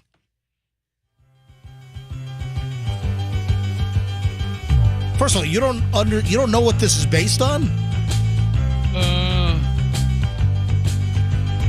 Johann Sebastian Bach. Oh, Johann Bach. Come on. Wait, what does this have to do with Bach? What? Oh, there it is. Okay, I hear it. Da-da-da-da-da-da. It's like it's pocket. Oh, Canon D, is it? Joy. Joy? Okay. Yes. Yeah, this is. I hear it now. This is I hear it now. but you guys don't know it. This has been in a bunch of movies. You can't. Oh, you a bunch of movies. All right, Fessa, don't be a wise I ass. don't recall. You asked me, I said no, and now you're badgering me more about it? Sounds like Brady Bunch music. It's not the Brady. Listen, like guys, that come era. on. What movies? Name. Don't look at it. Get your hands off the keyboards. What? I know what that is. That's what? Rolf Kent. What? From Sideways. What? Rolf Kent. What about it? From Sideways. What do you mean? This music was in Sideways? Yeah. Okay. I don't know about Sideways. You just got done saying it's in a bunch of movies, and Froggy names a specific The movie. name of the artist is Rolf Kent. It's No, the name of that artist is Apollo 100. Also known as Rolf Kent. No, that was in 40-Year-Old Virgin. Remember at the end of 40-Year-Old Virgin that was playing. That was also Play it again. Let me hear. Oh, that's not Rolf Kent. Yeah, it's not. I know who it is. So this was in the 40-Year-Old Virgin. This was also in Boogie Nights. Boogie Nights is what I'm thinking. Yeah, Boogie. This was in Boogie Nights. Yes. They used this. That was such a visual movie. I don't remember the music. Roxanne remembers one part of Boogie Nights. The end. Guys, you've never heard this? Yeah, I've heard it now. That not all the way through like this. And the roller skates. I don't remember this. Yeah, this is when they are showing shots of the party. Okay, great. And he's the bartender. I'm sorry I don't remember a music bed used in a movie from 20 years ago. Oh, you're an idiot. Guys, it was used in a bunch of movies. All right, moving along here. Ladies and gentlemen, the final award-winning chunk here on a Monday on the MJ Morning Show. There is an increase of fast food employees that are beating the crap out of customers. Yeah. Now, typically it's been customers that have abused. It's it's like the fast food employees are fighting back. Good. That's what's going on. So we have the latest story comes to us from Popeye's Fried Chicken. Love that ass whooping from Popeyes. Isn't that how the jingle goes? Yeah. Love that ass kicking from Popeye. Yeah, that's right. Love that beating from Popeyes. Yeah, beating works. That does work. Love that whipping. Huh? Love that whipping from Popeyes. Yeah. So this is out of Atlanta. A new lawsuit accuses employees at a Popeyes restaurant in Atlanta of attacking a woman in the drive-thru after she attempted to have her order corrected. The incident allegedly happened last September. I remember we talked about this originally, but now this is the follow-up. After Denitra Dawson attempted to fix an incorrect order, employees allegedly attacked her, pulling out chunks of her hair and leaving her bruised, according to the new lawsuit filed on Friday. Dawson said in the lawsuit that when she tried to have the order fixed, words were exchanged before the employees attacked. I didn't even think I was going to make it back to my kids, said Denitra Dawson in an interview to Fox 5 in Atlanta. I simply went to get food for my kids. I still don't understand why me. The David Bozeman law firm attorney, Mawuli Davis, who is working on the case, told the outlet, Fox 5 Atlanta, that one employee physically opens Dawson's passenger door, enters the vehicle, and begins to attack her. She claims just because they had the order wrong. Dude, you can't break into somebody's vehicle. I tell you, if there's one restaurant where you don't want to mess with the employees, it's Popeyes. Did I ever tell you about the time my life was threatened by a Popeyes employee? Yeah, you stop it. It was not. I went to a Popeyes. I'm not going to say the location, but it might be the one on Del Mabry, south of Gandy. And there was a person working the counter, and she had a tattoo on the palm of her hand. Right. On the back of her hand. Yeah, that would be the back of your hand, yeah, not the palm. Not the palm, the back. And it said, Jose. And I'm sitting there, making my order, and I was like, oh, Jose. I was like, who's Jose? She goes, Jose's my boyfriend. I was like, oh, how long have you guys been seeing each other? And she's like, 2 months. Why are you bothering her? And I was like, okay. I was like, well, that's really... Just get your 3-piece, or in your case, your 32-piece, and just get the hell out of there. So I said, oh, you've been seeing Jose 2 months. I was like, well, if it doesn't work out, there's a lot of guys named Jose. And she says, don't you talk about Jose. You talk about Jose again, I'm going to cut you. Are you serious? Yes. Jesus. And I'm like, why do you bother people? Dude, just get your chicken. And why do you have to make threaten small my life? Why do you have to make small talk about her Jose tattoo? The chicken took a little while, and I'm there, and there's a big old Jose in the back of her hand. Kind of obvious. I'm like, oh, who's Jose? Right, the woman at Popeyes in Atlanta, who was attacked last September but just filed a lawsuit on Friday, said that 3 employees were involved in the attack and that only one way that she could stop them was by pulling out a gun. She called the Atlanta police after the incident.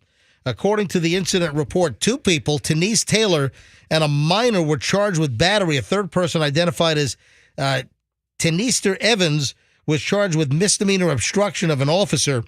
They ripped out the braid out of her hair all the way down to the root. Oh, my God. Ow. They ripped it. Well, earlier in the story, it said they ripped hair out of her head. That's how that goes, man. She was left with physical and emotional scars. They took my identity. She said, they took my identity. I take pride in my hair. I can't get certain hairstyles. The people who allegedly attacked Dawson said the company that owns the restaurant are all being sued in connection with the attack. Davis claims the restaurant's manager had a documented criminal past involving violent acts, and that Popeye showed negligence by hiring this person and not conducting proper background checks. The incident is an outrageous example of Popeye's failure to prioritize customer safety and well-being. by hiring a manager with a history of violence. Popeyes exhibited a reckless disregard for the safety of their patrons. The manager and 2 employees exited Popeyes and violently attacked her inside her car. I mean, what does it take for a Popeyes trio to attack you in your own car in the drive-thru? Relentless. There must have been something else. I mean, one would think, but still, I mean, how does it? Can I say that I do like the Popeyes product? Yes. I like a Popeyes. I like a Popeyes breast, a thigh, and a leg, and a biscuit. Like a 3-piece combo? A little 3-piece combo. All right. I have never been violently attacked at a Popeyes. Me either. Just always had pleasant time. I just want to make that claim. I just want to make that statement. I've never been never been shanked or shivved or. Just saying, if you go to the one in South Tampa and you see somebody with Jose in the back of their hands, don't say anything. Yeah, how many years ago was that? 12? Yeah, I don't think she's still there. No, but listen, some of the fast food employee quality has decreased. I mean, after the during the pandemic, after the very tough to get employees, especially at some of these fast food restaurants. So I think that in many cases, standards were lowered at some of these places as far as who they're hiring. But that's nuts.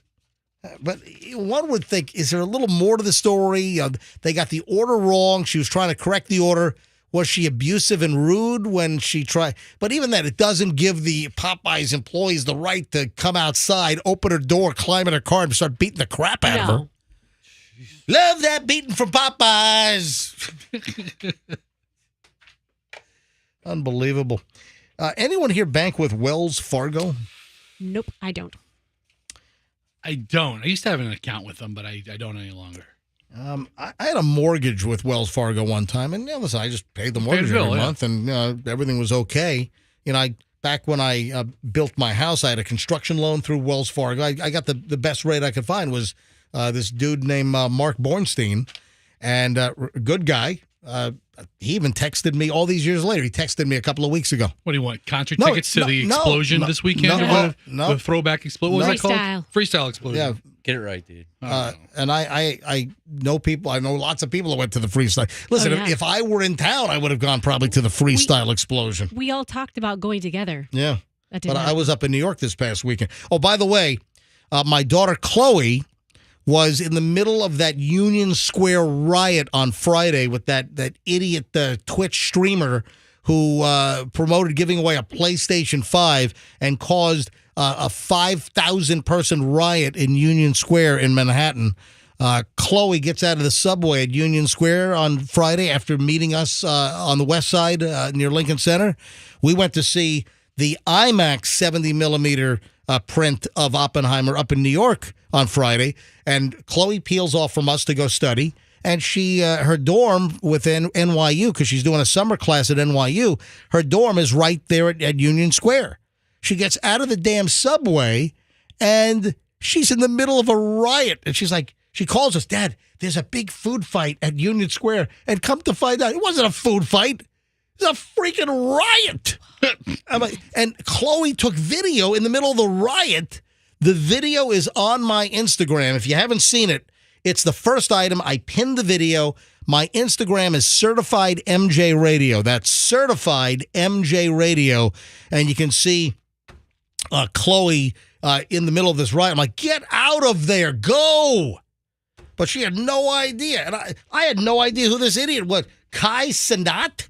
I had no idea. Who is this? I still don't know who this guy is. Is he a video game streamer, Froggy? Do you know anything about him? I think he's just a Twitch streamer. Yeah, Twitch streamer. And his thing is to give away electronics. My kids know who he is, so Julian and Chloe both knew who he was. He's in trouble.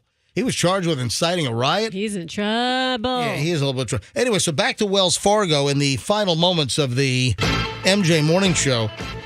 So, Wells Fargo customers said that their direct deposits disappeared from their account. Ooh. That's not good. Yeah.